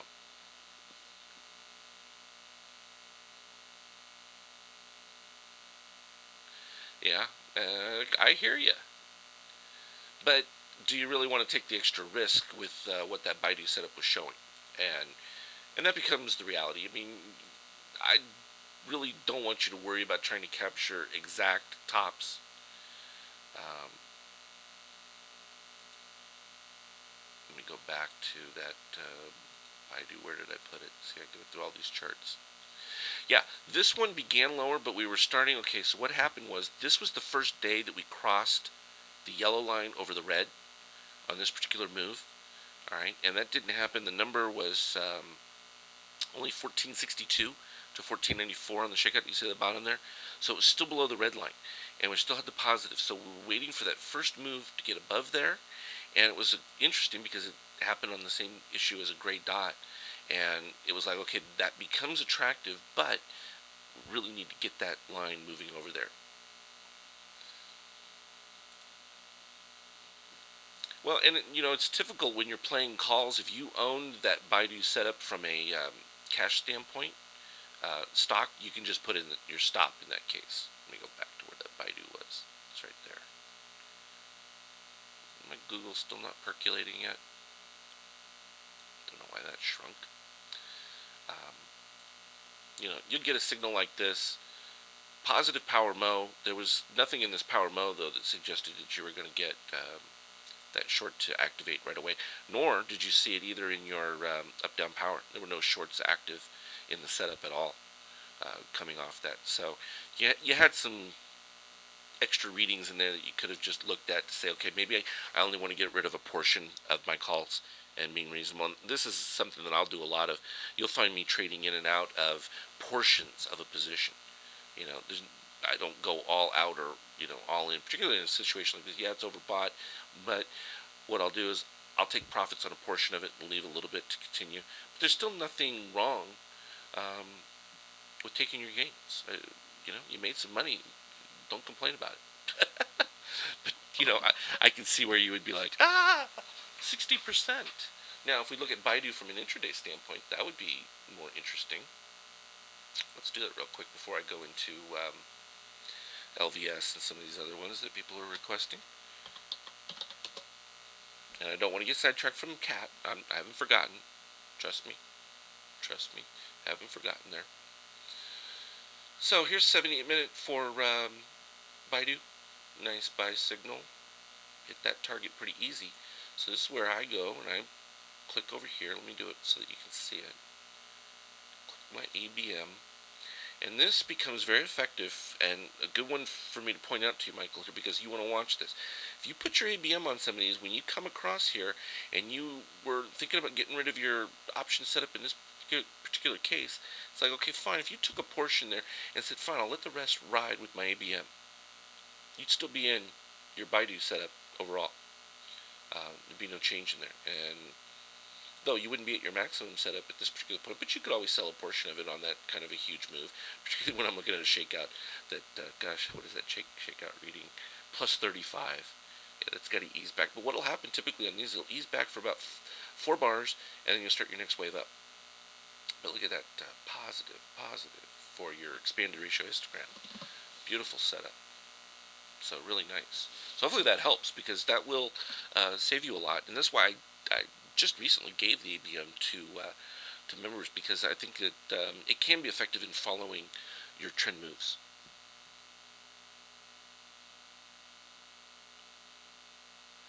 Doing voodoo now?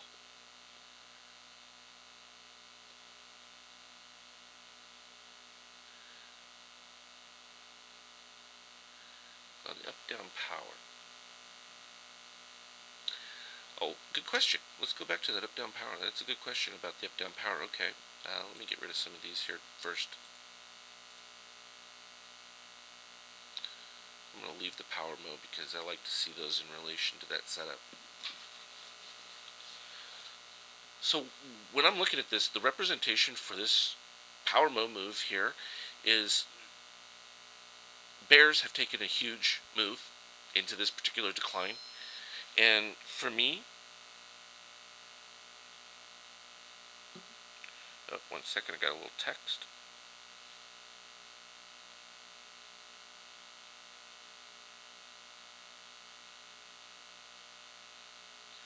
Give me 1 second to respond to this.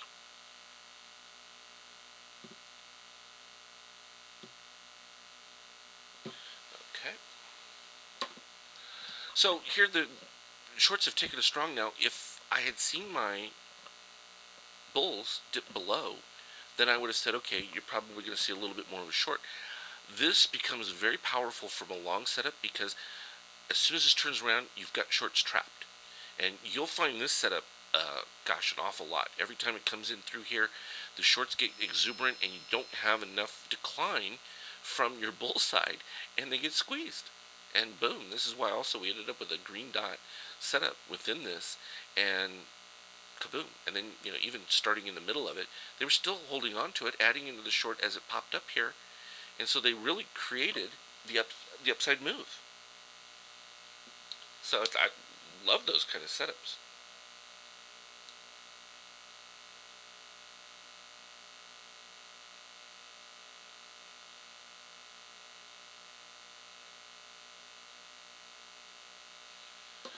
Alright, so hopefully that gives you a good idea there. Now, from a negative side, once you move, now see, here's the negative one that was a continuation negative. You're looking for the higher ratio over here.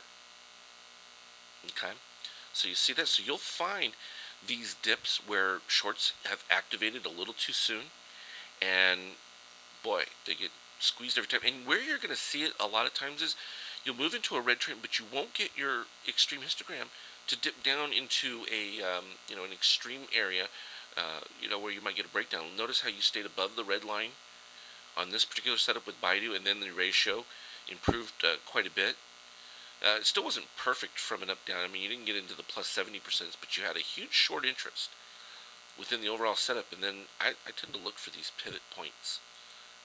In this particular case, I put it in MBI. That was nice from that setup. And coincidentally, you also ended up with a pivot below the cyan here and then back up. And that's again what we're seeing on like Apple. Prime example. Apple should pop from that move. Is it a problem that Apple's also suffering from the fact the market's got a bit lofty? Yeah, I think so. But you just have to see the commitment, and the commitment is finally getting for Apple moving inside that higher shakeout reading.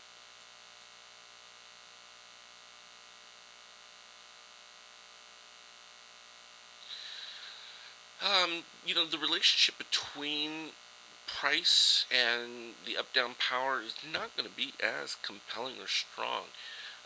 Literally, what you're looking for is to not see your bulls completely run from a scenario and move to the negative side of it. Like here, when our trend changes, and you get a trend change, and you also have, the complete dip. Now, what I look for when we get this move is if we were coming back up in a setup like this, and you go positive right here while you're still negative after having slid up, that actually to me is not as bullish as you want. Uh, and that typically to me suggests that you've gotten overbought. And then right here actually was good because you reached a threshold, the high ratio, the 0.5 to 0.74. You started to get into the high one, then you turned up, but you're already overbought. As you're coming back up into here, pops up, still overbought, and you can see the overbought in the extreme. You'd already gotten to positive. Well, when you're in positive extreme in red trend, that's not good. It's just not good. We showed it in Apple every time, and it's like, this is one of those things where I say, okay, I can get rid of price. You know what? We can get rid of price completely, and we don't even have to look at it. We go to our style, and we just color price black. Watch this. All right, I can see it came up, overbought. I'd expect price to be moving lower. I don't even have to put price on there to expect that price should be moving lower.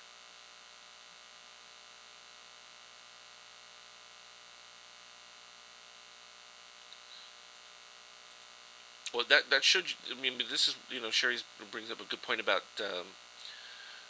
the market went up and Apple went down, but we saw the institutional guys fade Apple huge when we dropped below that negative 12 on the shakeout, and it just got worse from there.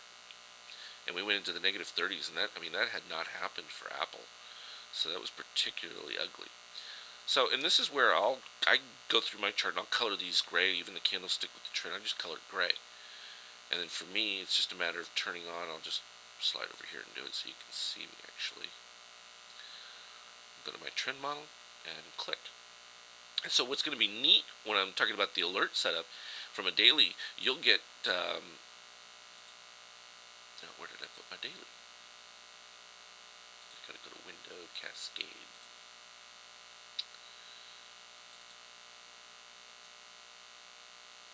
That's 15 minutes. It's just a 10-minute chart. I lost it again. It's too funny.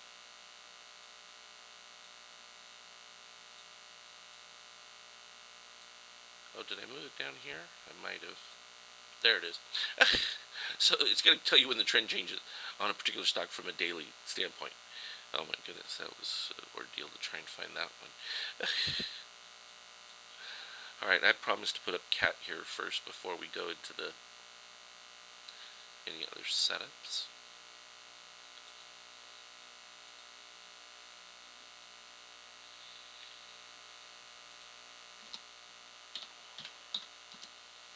And there are times where you're going to have to take and say, okay, I've got a preponderance of the indicators going my way.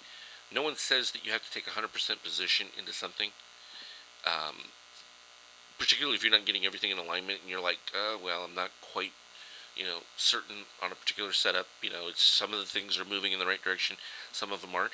You have two choices. You can move on to one that's giving you all the right directions, or you can say, okay, within this, that I'm willing to take, X position, or maybe move more towards an option play, so that I've limited my risk. That's how I typically handle it, because um, not everything's going to give you a perfect setup. Now you can see right here, same situation. The up down power moving lower, but shorts, if not taking a significant control of the situation. The up down power turned the other day, just started to, but now look at the ratio is almost back to even again.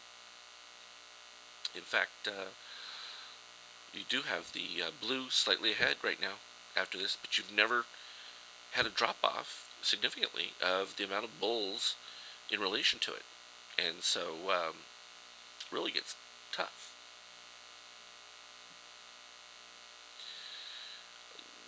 And that is interesting, because there are some stocks that do have a mind of their own, and they do operate independent of the market. I do still like to have my overall market view before just arbitrarily assuming that a stock is going to go in lockstep with the market. But it's a lot harder for you to have a giant move when the market is moving against you, um, and that's just a reality to general trading. I mean, you want things in alignment. I prefer to be going long when I see a market situation that is helpful to that. Well, see, this is a question that we went over just the other day about the indicator. Someone was asking me, what do I see as the most important indicator? They're all interconnected, so there's no distinction when you're looking at these different indicators. It's all still represented from the same math. So what I had to do is separate areas where I could give you a visual representation of a whole picture. So I equate it to, if you're sitting in a dark room in a chair in the middle, and various lights are going on in different spots, and you have to identify where those lights are, their location, and then the order with which they come, and then re-identify those patterns when they repeat. So it's like happening all around you, because there are different elements within the market. And so primarily this is why I created, from a primary standpoint, the trend model. So your trend model, it turns red. That gives you your primary understanding of the direction. All right, when it's red, I'm expecting that there's going to be lower price. Okay, beyond that, then we have to start getting into the details. And that's where I like to have the extreme histogram over price, because that then becomes, all right, am I oversold? Am I overbought within a red trend, like right here? Clearly overbought. I called for this move. We got up to our 550, and people are like, well, why is it rolling over? And it's unfortunate, because it got overbought. Just like that, 555. And that's just the reality of, Yeah, I love that. I'll have to use that one if you don't mind, because it is like, saying, okay, and when I equated it to, like, on your finger, which nerve is sending a signal faster to your brain? And they're doing it all at the same time. So these are all working together. I can't put them all on, because we would have, tiny little segments. But what I do is I go through and I add them back in and add, just like I'm doing for you here, so that you can get a clear representation of it. And it's a fluid setup.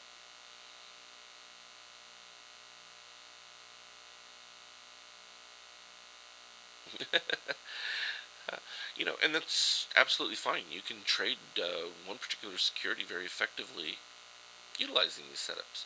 And if we look at it intraday, go back to it. HLF, see, still doing nice off that little bit of weakness within the setup, but that nice orange dot buy signal. It's going to take a little while before it finally gets there. Let me expand back out of that. It gets a little too tight when we get into some of those. There was another cat daily, the ES. Google 15 minutes, still can't get any heat on Google. Shame on Google. PCLN, just blah. Kind of typical for Friday. So there's our Apple 78 minute. I didn't even look. What is our trade doing with Apple? So down there at the 520. What are we at? 521. Ooh la la. and we closed similar kind of concept on it. So fun from a little macro sense. Nothing too thrilling. 15-minute, that is flatline. Now see, from back here, we've passed 1, 2, 3, 4, 5, 6. Alright, so this guy's sort of lost his effectiveness. If he hasn't gotten out of the signal, he's talking to his people and saying, hey, can I add more? You know, am I going to meet, my thing? But, this signal is no longer effective. Alright, it didn't take place within our 6 bars. We don't have an expectation now that that's going to be our strong signal. We're waiting for additional one. Now, we are getting oversold. I mean, this bar is moving actually below the red line overall. But look at how erratic that power momentum is.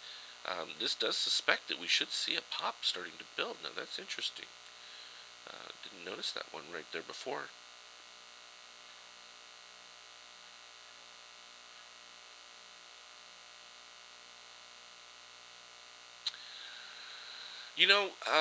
I'm going to put together, and this is what I was telling members when I just finished this update to the pink dot. This is my pink dot study. If I right-click it here, you'll see if I get it on the actual dot.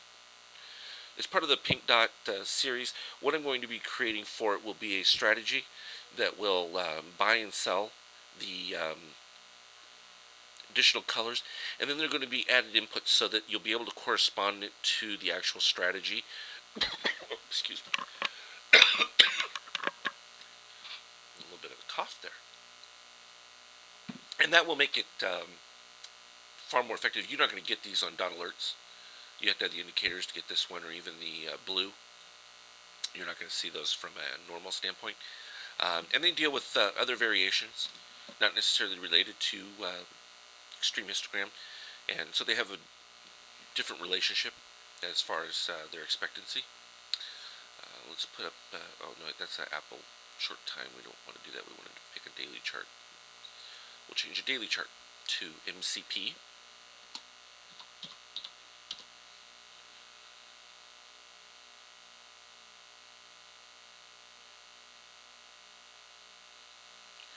Well, yeah, Apple, I mean, that daily chart for Apple that's fairly bullish within this setup, but it's bullish within what we know to be a severe red trend. The first time we're actually experiencing any real buyers, the fact that we've gotten back to inside our negative 12 here after this initial dip, this is the point to buy. There's no other, I mean, I wouldn't tell you that otherwise. Right here, we knew it was a bit more speculative because it was really still pretty ugly from this overall shakeout setup. But we had the positive move here back up from our extreme histogram, so it looked attractive. And it was interesting because this was at the time where the market, everything was giving a buy signal. I mean, everything. Despite the fact the fiscal cliff deal had not taken place. So, definitely significant. MCP from its daily. Alright, so it had the gray dot, came back, and actually that's bullish right there. Look at that relationship. My goodness. Let's do the math on that one. 151 divided by 120. I did it backwards. 120 divided by 150. 0.8. So that's bullish from a MCP standpoint daily. Yes, you still have some negativity there, but you did dip below. And what ideally you're looking for in this case is, because you have the higher extreme histogram, you really want to be capturing right down near about the low for a little pop in there. You don't have any dot yet, but you might get one at the end of the close today. And so what we can do is we can look and see how's our shakeout. I mean, are we inside our negative 12? Let's look at our expanded ratio histogram. Who's on top? Well, so it's not as positive when I look at the yellow setup there, but it is from the cyan ratio, so you get a little mixed feel for it. Still doesn't cause me to want to run from that. I need my shakeout. Alright, so shakeout went from the super positive. Now I've dipped below. See, I've dipped my yellow below the red, so that I like to see. If my yellow was still above the red, I would say, okay, probably got to wait a little bit more another day or two, and no, the orange is not above in this particular case. The yellow is higher than the orange in this particular expanded ratio histogram. But the cyan moving above my +8 here, that's much more positive in that setup. This is a mixed bag. And so what I think you're probably likely to see is maybe another day or two of in-between move before it you know, gets going. But does that mean I'm going to stop?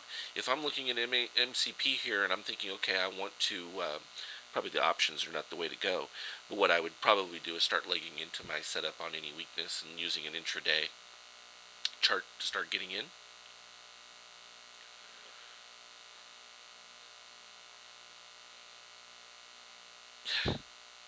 VIX, I think I have a VIX chart.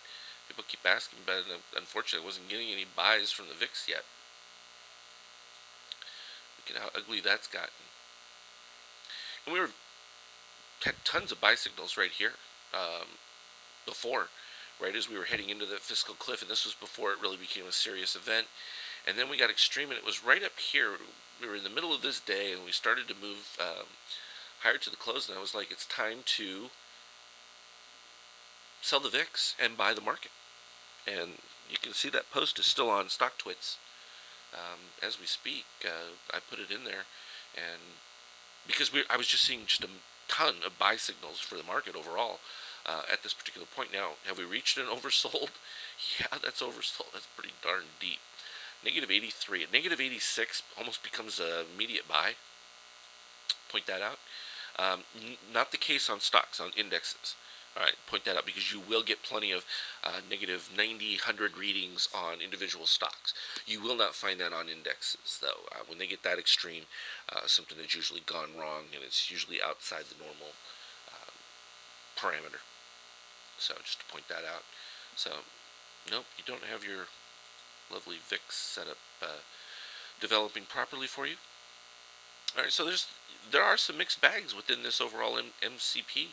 So, you got to be a little more cautious with it, but it's not bad in general. I mean, I like that setup coming from the oversold. Boom, you are turning into the red trend pretty immediately from there.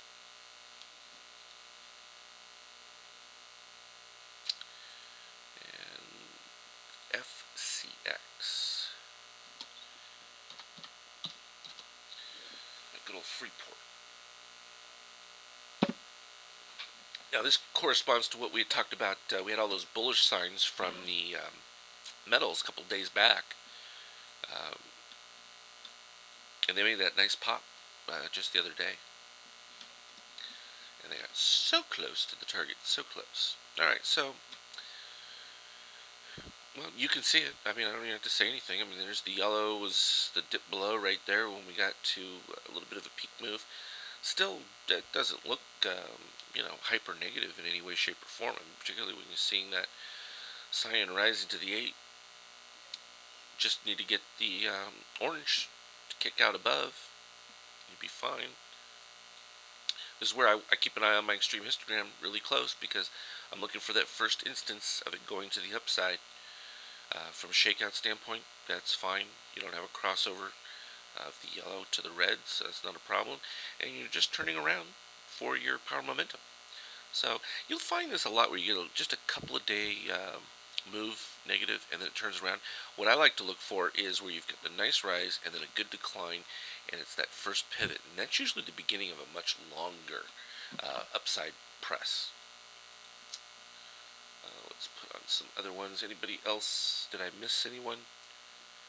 FX, MCP.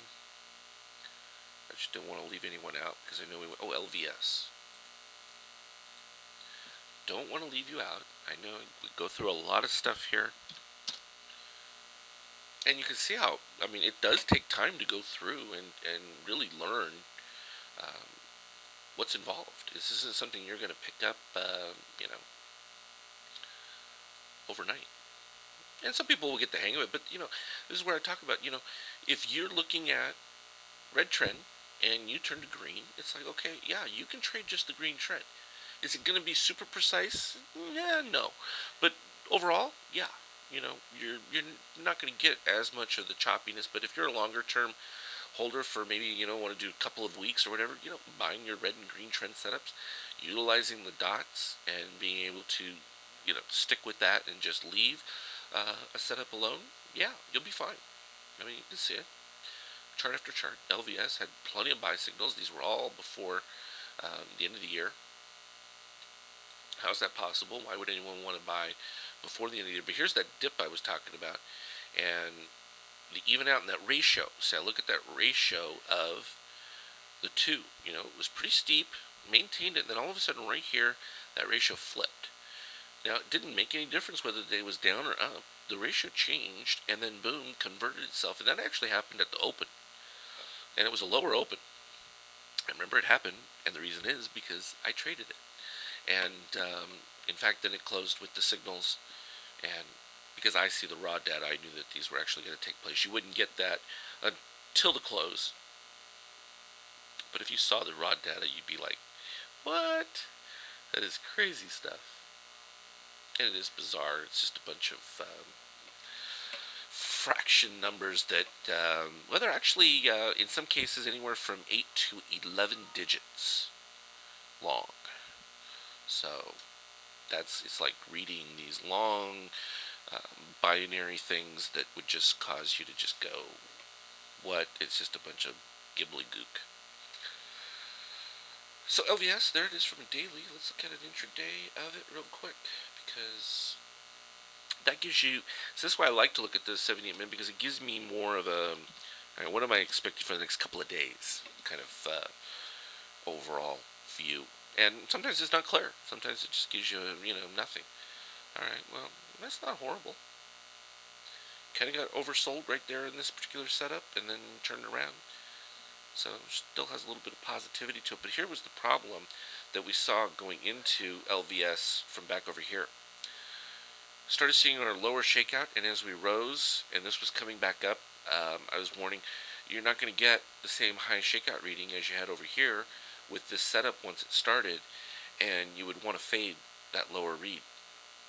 And you can see it yellow never even crossed back above it, and then it rolled back. Now, the fact that it hasn't been an extreme drop is relatively bullish, and that is reflected in this orange line staying way over. And you had all these other little additional cross down below signals, and you look for them. This one right here hasn't produced a whole lot. This one right here just crossed over. It was almost a crossover, but it crossed over right here. This should be actually a bullish bar going forward. Well, see, this is the beauty of the shakeout, and this is where my biggest argument in doing my technical analysis work that I did for so many decades, range-bound oscillators always gave me a problem, and I sought to get past them in a way that I could then parse the market to reflect, all right, fine, you're reading overbought, but really are we, and to what extent? And this is why there is no limit to the shakeout indicator, both to the upside and to the downside. And then we become a little bit more flexible in the sense of we're no longer saying, okay, yeah, you reached 85 and anything over 70 is overbought. That's not good enough. Well, and then some people say, well, anything over 90 is overbought. Not good enough still. Because even within that, you'll always hear people say, oh, overbought can get more overbought. Well, how is that possible? It wasn't overbought if it can get more overbought. Your measurement was wrong. This is their way of justifying to say, okay, yeah, we're limited as to what we can really express. And then what do you do when stochastics or something like that, RSI, stays overbought for extended periods of time? It gives you no assistance whatsoever. And then I start seeing these charts where people will say, well, it could be up, could be down. Well, I don't have to worry about that because when I get my dot, I'm getting an exact target upside, I have a stop, and we don't have to go down that road. And then when we apply our ABM, we can begin to then say, okay, I have a reasonable expectation, and if I go below this line and close, then fine. I'm expecting that, I need a new signal to get back in. I'm just not going to randomly jump back into the parade. Okay? And so that becomes a little bit more effective, both for following trend when utilizing something like this, particularly from a daily standpoint too. If we take RIM, for instance, I can put my ABM on there and we'll look at it. Let's do it. So initially get these signals, and then it just kind of goes flat, but then I'm getting new signals. So yeah, I would have taken profits at these points, would have moved across, got additional signals, fine, I'll follow them, but then it crosses below them again, but then I get new signals. And this is the kind of the expectation I look for, and this is why I don't get troubled by being stopped out of something, or, taking a gain. I know I'm going to get another signal. That's not really going to be a problem for you. And that's a little different than using some of the classic indicators. So in looking at LVS from this 78 minute, if we squeeze it in there, we'll see our low point as well as high points for shakeouts. Okay. So in this particular case, we had an extreme setup. We were negative 35 from a downside. So kind of going back through here, it sort of looks like negative 35 to a plus, 37 seems to be kind of a range for LVS in a 78 minute chart. I could probably move to a daily, and maybe that would be a little bit less or a little bit more. I was shocked to see Apple get into a negative 35 range. That's crazy. Um, you can look at now, talk about extremes. Look at some of these spikes in our expanded ratio histogram. Again, no limit. No limit down, no limit up. And that's what gives us the particular flexibility to really understand the dynamic and how something like this move being so extreme to the downside and then popping up, your move is likely to be a lot more explosive. And then you're looking for the consistency. How long am I staying above something here without getting over my warning line, the 15, and then when I get over my warning line, getting to an extreme, where I then have to watch for divergences and expect a little bit of a pullback. And then it resets for me so that I can then ride another wave. And going back to that zero, I typically tell people somewhere around 3.5 to your negative 3. That's a reset from when you've achieved an overbought setup like this. And you'll see it happen a lot, where you'll come back and you can see it went negative right there, and then boom. And yeah, you can even capture divergences, where you'll make a lower low or an equally lower low on much higher readings, which is exactly what we're seeing for Apple. So that becomes poignant as well. You can see this much higher and well inside our negative 12 at this particular point. This is negative 10 on this reading, matching lows. And look at all these bifractals within that setup. Those are pretty. And when you see that, it's like, okay, fine, I added once, 25%, 50%, 75, 100. Price hasn't moved, but I've kept adding along the way because my signals have gotten more and more impressive from my overall setup. Even though you still had, a bunch of negativity with your expanded ratio, and it was accurate because you still did move lower. But then the cyan worked its way all the way down to your extreme, and then you began to pop. And look at, even though it popped, we knew that one was likely to retrace, and sure enough, it did. Retraced all the way back down to the low. But then the orange went divergent and stayed higher, and pretty much just until right here has been consistently above all the way through that reading. So that's a good question, and it's valuable to point that out because there isn't that limitation. And it's the same thing with the extreme histogram. There is no limitation to the upside. You're never supposed to get a positive reading. It wasn't supposed to be that way. I didn't think it was possible at first, and then all of a sudden I started looking at the setup when I converted it to visual format, and I was like, wow. And then at first I thought, okay, that's extremely negative situation, but it wasn't always, because when I could see the transition from red trend to green trend, all that positive extreme represented was, and this is what I show to people in the pictures, like the drop of water, where you get this huge explosion, and that's what this huge explosion is right here. As this pops up, you've dropped this massive amount of money into the setup, and boom, you get this crazy move for the extreme histogram. And in this particular case, it didn't even come off red trend, but it came off oversold. The dip below the red here that's oversold. So it clearly indicated it. Now it was interesting that dip below the red line suggested that you would get a retest of the low, and yeah, you retested the low and on higher extreme. So those are all good things that start to just compound one after another, and you look for those setups all the time. Anything from PCLN? No. Hit those early morning target from the orange dot. Kind of language. Now we got a green dot. 656 upside target. Put that right there. That just happened, so that was a fresh signal.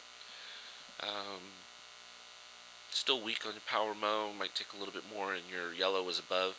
So you might actually end up. Now see, this is an advantage here because if you're looking at this, you're thinking, okay, I'm probably going to get a little bit of a discount from this setup. Someone who gets this dot alert, they're not going to have the bonus of this to be able to look at it and say, all right, fine, maybe I should move to a 5-minute and see when I get my first 5-minute signal. So a little bit of an added bonus to having your indicators directly. Nothing special there. Google still needs to get some heat into that lamp. Google will do this sometimes for periods, and you'll notice this when you're following, particularly when it comes to some of these red trends. You see this the period of just subtle accumulation, doesn't move a whole lot, then it explodes, and that happens with a lot of these bigger ones. They'll make a big move when it's time to make the big move, and these will probably be flat for the most part of the day, and then probably the hour before, you'll get your telltale sign. Yeah, look at that. That is flat line. You can't do anything with that. That is Friday light right there. Wait, what was that? Power momentum spike. Oh yeah, see, you had these anomaly spikes right here, and then it evened out. But now look at how low that one got. Wow, that's crazy. That dropped to a 1. When was the last time I saw that? I don't know that we have. Let me bring that up. That's weird behavior. Okay, so that's 10 right there. Look at that. It dropped to a 1. That's unusual. So it's behaving erratically at this particular point. Yeah. Well, we had another 1 back. No, that's a 3. Should happen under nice accumulation setup when that takes place. So interesting to see that on Apple, but it hasn't gotten oversold within this. Interesting, no dip below the red line. That's just weird. Just weird. 78-minute, just flat line. And positive expectancy. Now look at this. We've got now we've got the yellow, but right before that, the orange has been above all this time. This bar is not completed. This bar will complete at 42 after the hour, so it's not done yet. Kind of interesting because that power mo continuing to rise. So that's all good. The problem is you don't want it to get too far up without having gotten a move. I would expect this move by the close of this bar to start popping. So look for that. Sort of, this is where I kind of say something's running out of time. When you have an expectancy, it's like, it should move. And, like that happened here, and you get the nice rise, but you got higher closes with each of it. Just means that it's probably undergoing more selling pressure than maybe some of these guys expected. And that can happen. And when they're not used to that kind of setup, but let's look at it up-down power real quick, because that will tell us if we've got shorts really jumping onto the situation. Let's make it so we can see it clearly. Gotta get right over those.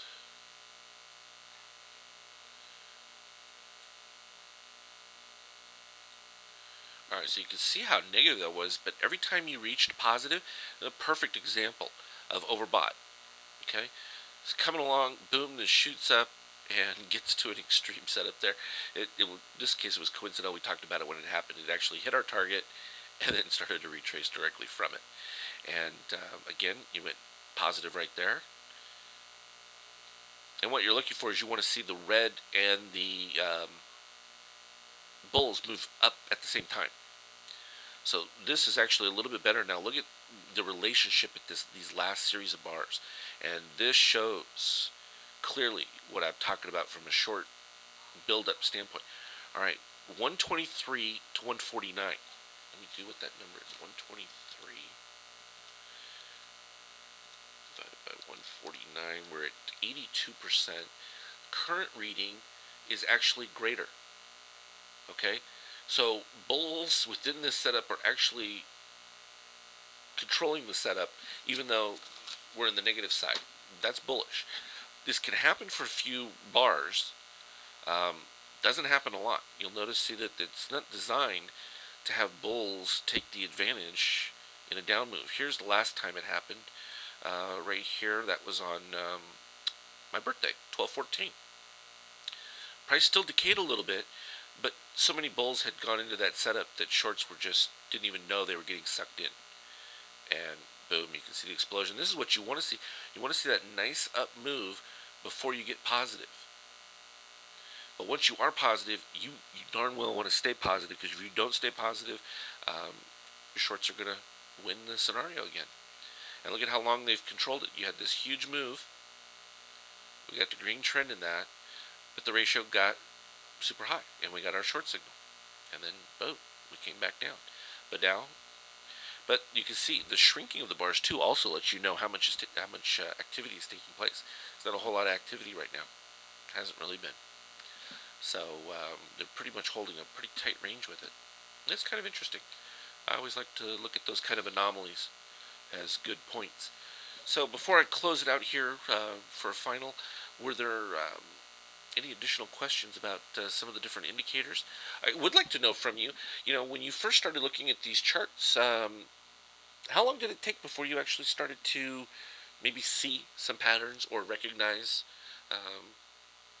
something different that was, compelling? Because I'm always interested, because I'm trying to depict these things in a visual manner that will be appealing to you guys. I mean, it's not easy even coming up with some of these line concepts, but I've tried to break them out into the different trends, just to give you a little bit of a differential, at least from the red-green. That was the primary.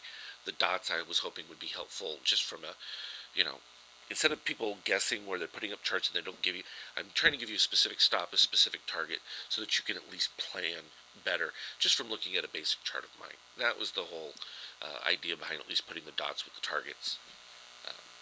And knowing what their, overall effectiveness was going to be fairly decent. Let's go back to our Apple trade. How's it doing? Oh, we're making some money. Go figure. But we were making money a second ago. Nope, now we're making it again. We're losing it. We're making it. I don't even know where I put the target on this thing. All the way up at 521 as an interim. Oh no, that's not. Can't be 521. We're higher than that already. 523 or 4 was it? 523. Why did I have 523? Was that a 15-minute target?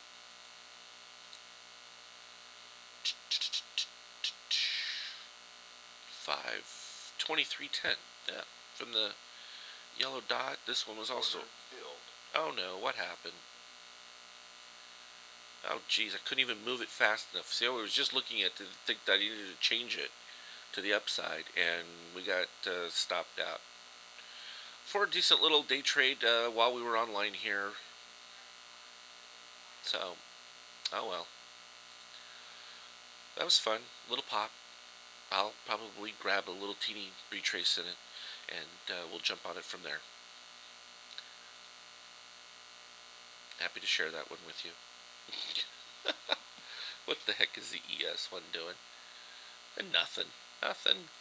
It was going nowhere. That's okay. But look at how quickly the orange stayed above there. And remember, we're coming close to the close of this bar. It's in 9 minutes. So you tell me that some of these guys don't actually have some relationship within these things that they can see. I don't know that they're using 78-minute bars or whatever, but it was nice to do that trade with you. And done an Apple trade in a while, so you can go now post everybody on StockTwits that you got to watch the trade, and you played with the dots yourselves. And even if you didn't have the dots, you got a chance to do the dots without actually having the dots. So that was fun too. Let me see if I've got here.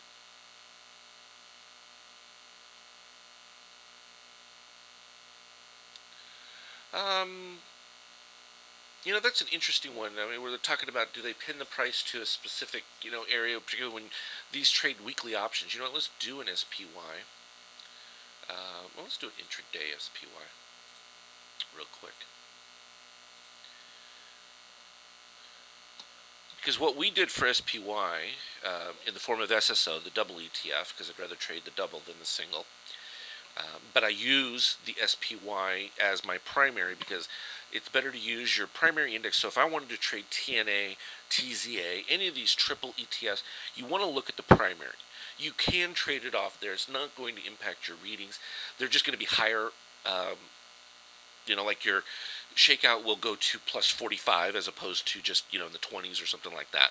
That's going to be the difference. It's not going to be, I don't know what it does to regular indicators when people look at the triple ETFs, if it messes them up or not, but it's not going to impact ours because they're not relying on price per se.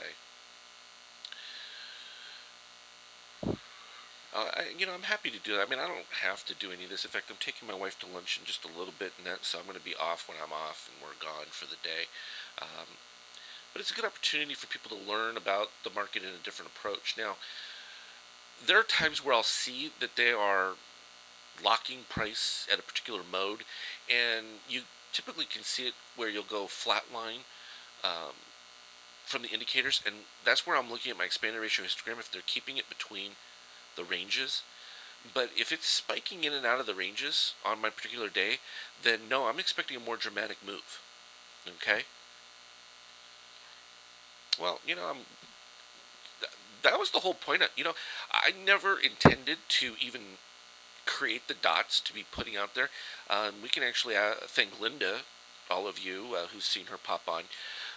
She was the one who actually needed, she's new to trading in that and wanted to give her assistance. So putting the dot seemed to be a way that I could, coalesce everything into a marker. And then when I start to putting starts on stock charts up on StockTwits, didn't even have the dots. I mean, I could have made them. It wasn't a problem to do so.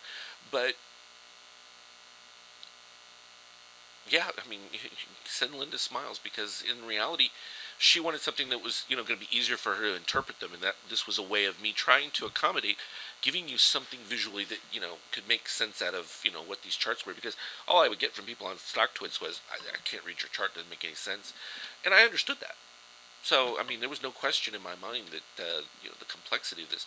So putting the dots on there was a really recent revelation, but then again, I only started posting charts on StockTwits around October. So you really haven't had that long to really be viewing these, and some of this adaptation has been for you guys. It's not for me. I don't need it. I'm trying to help you guys out to give you a different view of some of the concepts because I got so tired of seeing emails come into my box where people talking about these death crosses, this and that. And, who's Linda? Twirly Lindy Lou, you'll see her on Twitter, but she also, I think she was on this feed just a little while ago. If you go back up towards the top, she may have, she's all the way in England. For our European friends who are watching, we're all over the world, just fun. But I was looking at this SPY following my ABM. I'm just going to delete that one real quick. But you can see the market was clearly overbought. But even with overbought, this is what I always find so fascinating and wonderful about the dots is within this overbought, most people are saying don't get involved, don't do anything, and we're getting all these buy signals. So it's interesting.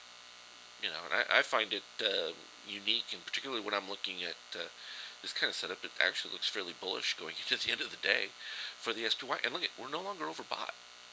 That extreme histogram coming down, that's not overbought. That's actually getting towards oversold. And when you begin to see this, you begin to look at the market a little bit differently because you're no longer, I'm not looking at the candles, I'm looking at the lines and saying, okay, no, I'm not overbought. I can see the market potentially move, 30, 40, 40, 50 cents where people will be thinking, oh no, it's not going to do a thing. Oh no, you went to let the dog out. Uh-oh. Who let the dogs out? Well, the target's still the same 527. This is another issue I'll get with you.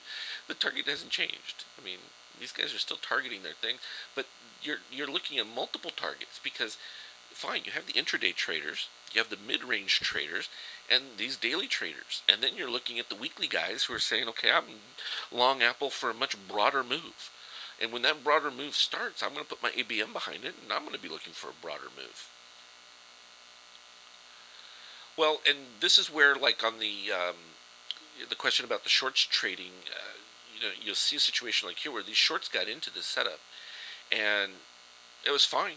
It looked good from an initial standpoint, but uh, I don't know that they necessarily could see that there were longs buying into it as well after that pump. So they got a little bit of their move back, and I think it was Z-Man and I, we were talking about this where, unfortunately, when we looked at the 78-minute and that, it looked like that 15-minute short signal would probably work out, and he was like, well, I had already sold. I'm like, fine, just wait for the dip in the morning, buy again on the next signal, and, this is really, that's how you become effective at day trading with the setups. Very effective, in fact. And you just have to be responsible with it.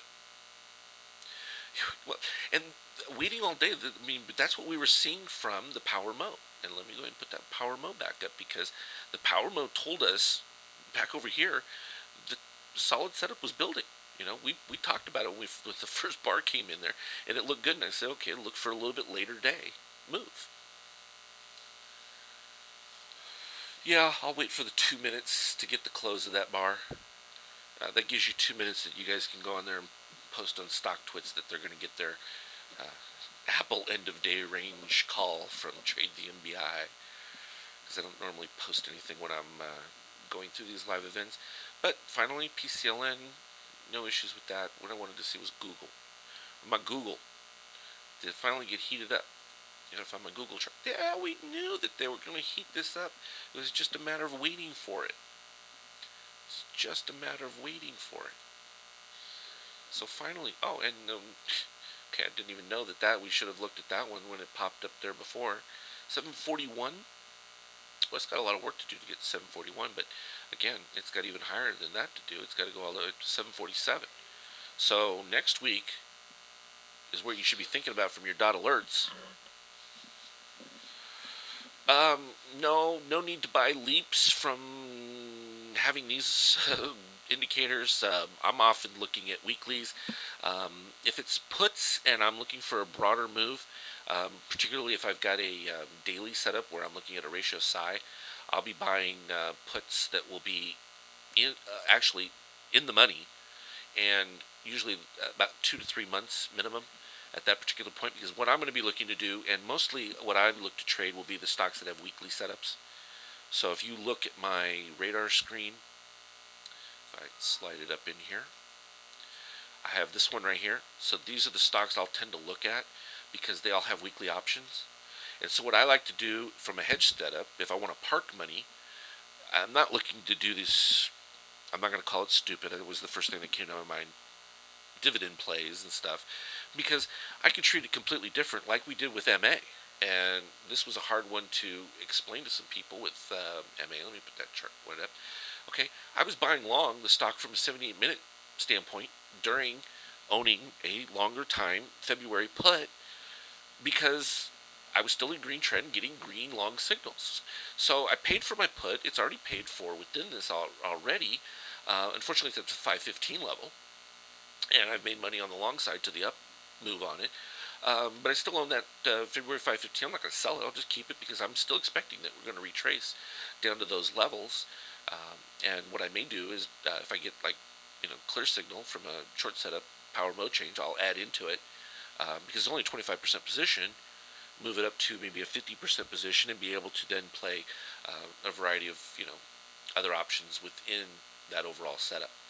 So that becomes my version of what a real hedge is, as opposed to just, oh yeah, hedge by buying a dividend yield stock. No, that's not good enough for me. But that's okay. I mean, it works for other people. I'm not telling them it's wrong. It's just with these indicators, I don't need to be that far out of a setup. I knew that back when we looked at this Apple one, and I had to warn people as many times as I could, when we started to get these negative readings way back, when it first turned red trend, I didn't know how long the red trend would be. It was fine, okay, short from mid-range. When we came back here and we broke down and we had the buy signal, and then I got my red dot about longer term put set up for this, because I was expecting a much deeper decline once we would retest the lows, likely to break down, and I was looking for it at that particular point. And we just really maintained some serious ugliness. And I said at that point back here, it was going to take months to resolve this once you dip that low. And here we are months later, and it's just now resolving itself. And we had a bit of resolve here. We got overbought too fast. All right, you're at the same point. We're at lower price right here, um, but your institution guys are back in the setup. Now they're just going to have to apply it to the upside move, and it's going to have to be a little bit more serious. Um, and do they have the power to do that at this particular point? I don't know. I like to look for an increase in the number of shorts building up before I would make those kind of assessments. And this is where I want to look at uh, my up-down power. I want to look at those relationships when I see this from a daily standpoint. All right, look at that. Negative 720, negative 768. Shorts think they've got longs beat in the setup. No, I see just the opposite. And I'll post that, and all the longs from Apple will be, oh, we love you, and the shorts will be, and when I give a short signal, I'll get threatened, blah, blah, blah, blah. Well, that's why I don't post that many short signals when it comes to Apple. It's just the reality of it. All right, so we've closed our last bar. Now we're into our final bar. Are we into our final bar? 1442. Am I off by an hour? I'm off by an hour. It was at 1324. That was the one that just closed. We're midway into this one. Ugh. This would be military time. See, I'm West Coast. I think about East Coast time, and I get myself all tweaked in the process. So no, that one's going to close. Yeah, Apple's the best. Don't I know that exactly? You see, I could care less. I don't. It cracks me up a little because I'll read the people talking about this debate. Cook said this, that, the other. Apple's doing this many cells. China's adding more workers, paying them this, that. It's all fun to read, but ignore it, please. Just ignore it. It doesn't impact the way these guys buy. It's not going to cause them to change their targets. Fine if you think you're a fundamentalist because you look at the aggregate of this, that, and the other. Great, but if that's the case, you need to come up with an answer about flash crash setups. Why and how can the value of stocks turn to zero? And it's because these computers can do that. Because again, they don't see any intrinsic value. And let's also remember that most stocks are based off a multiple of what the expectation is of future earnings. It's not about what it's really worth now. It's about their expectation. And I've always believed that there's been a discount to Apple just because at any point someone come up with a new product and your future expectation has been nullified. At a certain point, though, you have so much cash. How effective is Apple dealing with their cash and that? That's a whole different issue. And I think some of what their lag is, and this just gets into speculation, is, when you have that much cash and you're not investing it, that's weird to me. That's just bizarre. Why you aren't buying other technologies, other companies, and I can understand that you think that you need to have control over a setup, but you're hindering shareholder return by having cash, and that's I've always wondered that about Microsoft as well. But hey, that's just my impression of things. Overall, let's look at what that SPY was doing again. If I go back to it and see if we've got any expectation. We're getting into oversold. Not quite. It's what I look for when I get these little dips. What I want to see is a nice swift move, like right here. Swift move down below this cyan. Those are usually more your bullish setups. This is sort of just like a slow bleed. This isn't anything yet. So, unfortunately, that's not a real, hyper up move scenario. Still bullish. Look at that. With that ratio histogram, that's fine. So you're easing a little bit of overbought. Nothing critical, but it's not giving any massive, oh yeah, let's just, go buy the ES right now or something. But it's not having me run away. It's just a blah. I could look at a smaller time frame, but you're not seeing anything from this right there. If we look at a smaller time frame, maybe we're going to see something. Nothing too exciting overall. And that's, again, we're still too early. You got to be much later in the day to really give a strong indication from it. Google from that 15-minute, look at that, nice though. 738 is that target. So didn't even give you an opportunity. But see, it's been just riding along here, nothing land. So overall, that's pretty good. Nothing too spectacular with any of this. I'll just take one last minute request, and I'm going to take my wife, my mother out to lunch, and we'll have a nice afternoon. Let's see if I missed anyone's comments. Let me look at a shorter time frame of Apple real quick, and then we'll see if we can. There's our 15-minute oversold. Nice little bounce. Oh, that bounce got overbought. Are you kidding me? Yeah, just a little bit. I think we had a 10-minute Apple, didn't we? Yeah, let's look at that 10-minute Apple. Okay, so look at this. We had all this paint dry. We put it in our general target where we had all these buy dudes, flat lines, and then finally comes up, hits that target, and then fades right off of it with the negative extreme. Go figure. It's okay though. Let's put the extreme histogram on there so we can see if it. And this is where it starts. It starts at your 10-minute, and you work your way up from there. Yeah, it was a. Well, because you see the positive extreme, when that positive extreme histogram shoots up there like there after you've been in green trend, it means you get this huge flush. I then turn to my extreme expanded ratio histogram here, and I'm looking to see, did my yellow get below? That's bearish. If the orange was below, then I'd be more bullish on that positive extreme. Well, it didn't happen. So what's the worst case scenario? Well, the worst case scenario is that you retest the low here, which is just to move back to exactly where you started from.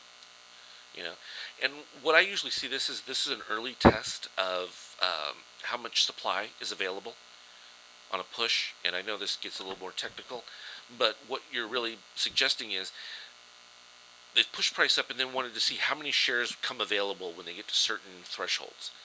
And we don't know whether they liked it or not. We just knew that they were planning to sell into it from this particular setup. That's going to set up a later in the day. And that's probably, we're still another 45 minutes. Oh, you're still probably almost at least an hour and something away from any real significant move. Because I'm looking at mine, it's 10 Pacific, 10:52 Pacific, so they're not going to do anything until 12:10, 12:20. So I won't even be here for that part of it. Sorry, but that's just the way, that's the way it works on a Friday. I mean, and even intraday at times, I mean, you know when they have like certain days have meetings, it's typically on Tuesdays. I call Wednesdays choppy Wednesdays because sometimes what they'll do is they'll let the apprentices get at the desk to make some trades, and they start, wanting to get a little more active with things because they want to prove themselves, and that's where you get some of those gyrations. That's why you'll hear me refer to choppy Wednesday. It's just the way things happen. I mean, these are real people that make real trades, and there's a real practical application. So Apple moved, look to the upside. Well, from that 10-minute, that's not horrible. That's way too early to give you any real indication. The 15-minute, nice positivity there. We don't have any reads from shorts adding in any of the setups. Let me look at my shakeout, make sure it's still in good shape.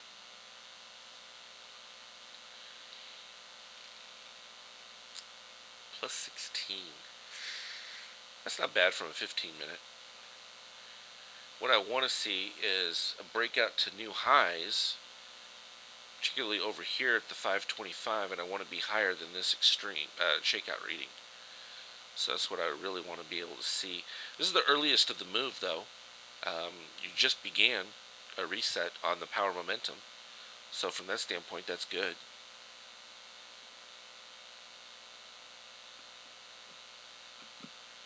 On the ES trade, let's look at that. Yeah, nothing. Still had that upside target. No reason to leave it. Let me look at an ES 1000 tick. Maybe we're getting a signal.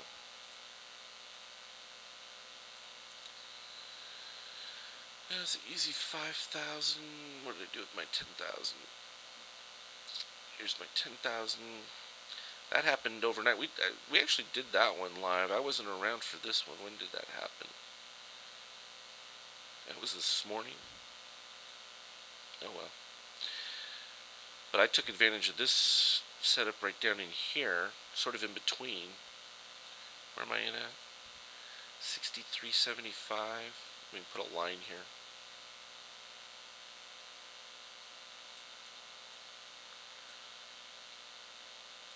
Yeah, right about there. That was pretty good. Did that without even trying. Okay, generally right about there.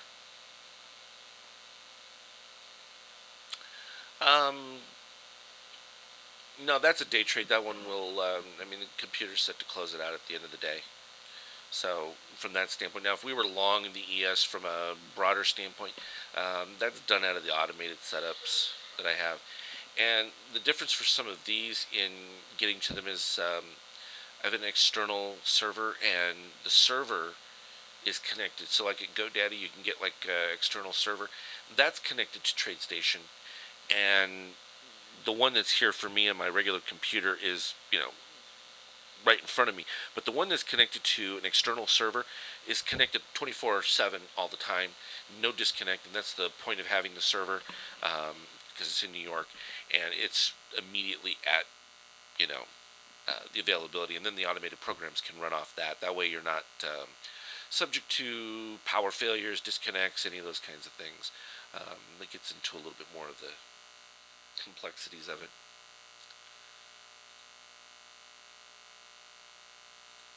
Daily doesn't look bad. The 15-minute, that's fine. 78-minute, we weren't seeing anything. Still positive from your power mo. We liked the fact that we were getting that orange back above. So with the orange reading above and a crossover, I see that as bullish going into the next bar of this. So yeah, I see nice things for Apple. So for those of you who are interested in the indicators and that, like I've always said, you can talk to TradeStation.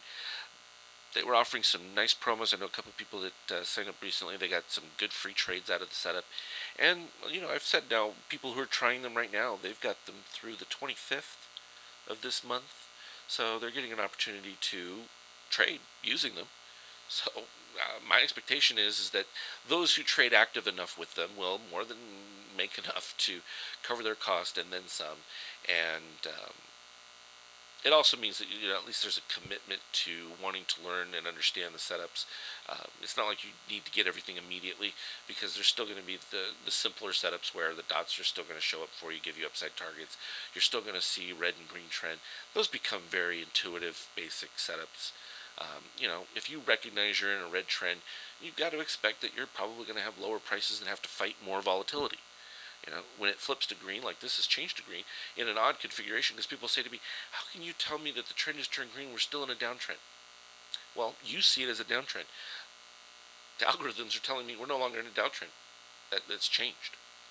So you see the different mindset, and this is where, unfortunately, I have to give more of an education to people so that they can, understand and learn the difference between these very different concepts of what overbought and oversold are, and what those generally mean, and how you should look at the market from a little bit different aspect. And it just becomes creative way to do things. And it's really we're relying on the fact that the computers have decided that they need to be more active in their trading, and that's all we're doing. We're just looking for their footprint. And there's still going to be regular traders who will do normal trading, and no, I will not be getting those signals. And so you may see some of these moves that, well, it didn't signal that for me. Well, yeah, because maybe they weren't using an algorithm to go ahead and create the setup. All right, that's going to happen, but that's not going to stop us from still getting the trades that we want. So, you know, there's more than one way to skin a cat, as they say, and so it doesn't negate what other people are doing. It's just a different approach. And I think it's a little bit fat. See, I didn't want to be in the millisecond category, because in the millisecond category is where you have all these guys who are talking about scalping pennies or getting in front of a bid and that. I don't want to be there.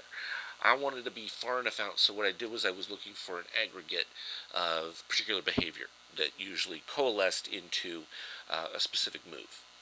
And that's why we're a little bit more removed from that, but I think we're still far enough ahead of any moving average. You're way ahead using these indicators. I mean, you're way ahead of that. You're way ahead of your MACDs, all of those things. And it's like what we saw in the market where they rolled price over, MACD got their sell signal, those people all got out, turns around, the market shoots up dramatically, and then they get a buy signal right over here. All right, well, the move's already over. Yeah, fine, they've gotten a little bit of an extra, and if it continues, great. They're still in it, perfect. Um, but they're typically usually going to face some heat because after a 70 plus point move, I'm taking my profits. It's just the way we work it. So uh, we're just kind of, at times in the same direction with technical analysis, but other times you'll be at complete opposites, and people, unfortunately, that's when they get on there and they say, oh, well, no, it's going the other way, blah, blah, blah, blah. It's like, okay, I know I'm going to get that. Nothing wrong with it. I just, want to give you something that's in a format that works for you guys because, in general, that's what I'm trying to show. Something that will be effective, that you guys can look at and say, okay, yeah, that makes sense to me. Um, you know, I can see a yellow dot, I can see a target, I have an idea. We want to get into the nuances. Does it mean that you have to sell at the target? No. In some cases, from an intraday standpoint, yes, you do. When it comes to a daily, can you then turn around and start to set stops? And that's why I released the ABM, because it gives you, and this is why it gets its name. It's an advanced baseline modifier, so it takes a baseline and then adjusts from that baseline and continues. In this case, one of the few things that I actually have that take price into account. The ABM does do that. None of the other indication stuff use price as a focal point because it's just irrelevant the way the computers trade these days. And hopefully that makes some. I know it's just counterintuitive, but that's what really is taking place.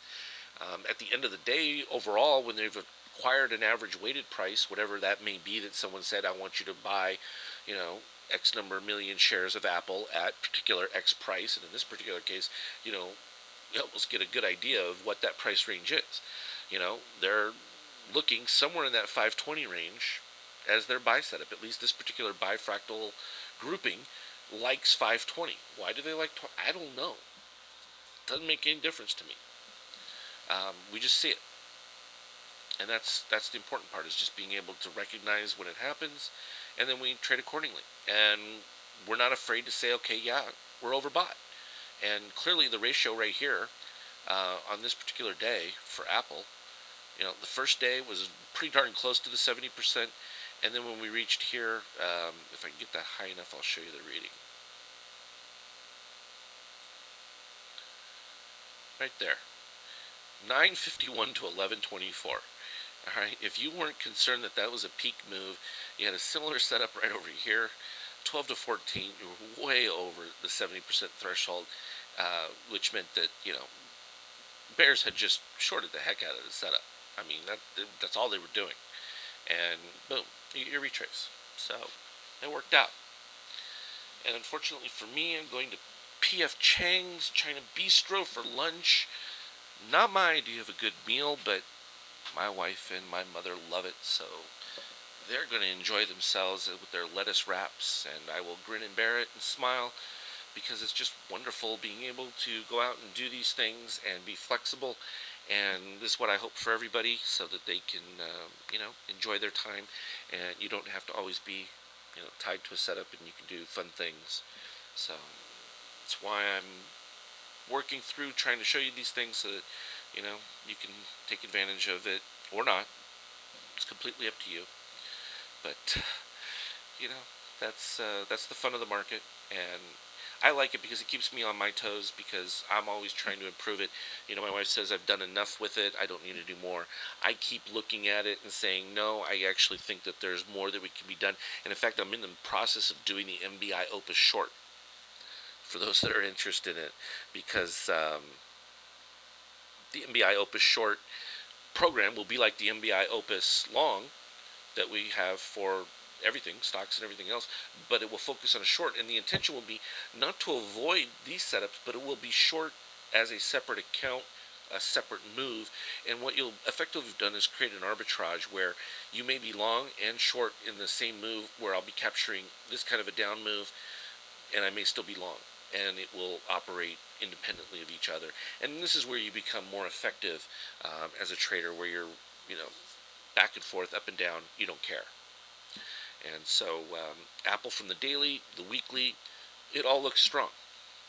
That's all you can say. There's just nothing else about it. We have those upside targets. None of them have changed. Nothing in these readings indicates that we should change or alter that perception. Okay? So I think that's about it. I don't know. Can you be more definitive than that? I don't know that I can. And thank you all for coming by. I hope you do let your friends know. You will be seeing on the dot alert setup those who are going to get the active trader, which will be all the time frames in that. I should have worked out this weekend more of the daily setups, so I will include those alerts for all those people so that you will get daily signals as well. So if you're in the middle of trading the dot alerts and then you see that a dot comes in on a daily, you'll have a little bit more of a clue, a little bit extra advantage. And I may even expand that in the future to include like the S&P 100, the NASDAQ, and those. I've just had to recreate the program so that it will say to you it's a daily signal as opposed to any other kind of signal. Um, you know, little things like that. Always something, because some people are a bit more of a swing trader. If you're working and they watch this later on, you'll be able to enter a trade, at least put in a stop, a target, and you don't have to think about it. And whether it takes 3 days, 5 days to get there, you're fine with it. And that's what I always tell people about, their 401ks and that, being able to just trade the trend moves from our overall signals. It's like, can you imagine if, all you can do with your company pension is, get into the index, the SPY, or, in this particular case, you could say you can buy the S&P or you can be out. Well, you can be out during red trend and you can be in, or you can go back in when we get a dot set up and you can go out. And I have plenty of people who've done that with their 401ks. And, when you consider, I have a couple of people I know that, theirs have quadrupled their 401ks just in the last few years that we've been doing it with them because, you're getting in and out at the right times and you're writing, decent trend moves, and then you're able to get out. And a lot of them have that flexibility. Everyone's plans differ. People have self-directed pensions. It becomes really easy to utilize some of these setups. So you don't have to be super active day trader. This pretty much these algorithms allow you to be in all different time frames, and that's just solely up to you which time frame works for you, how often and how much of a trader you want to be, and how much size you want to use. Because scalability is a question I get asked from a lot of the pension guy, hedge fund guys too. They want to know, can you size the situation? Well, you know, trading 100 contracts on the ES for these swings, that's no big deal. Trading 500 contracts on the ES is not going to be a big deal. You get into the thousands, yeah, then you got to start splitting it up a little bit, but still, not that big a deal. When we look at that ES setup, look, you'll get 1,000 contracts either side of this every second.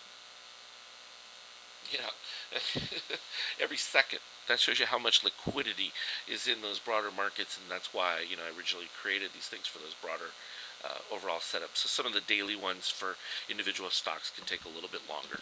And you just have to be flexible to that.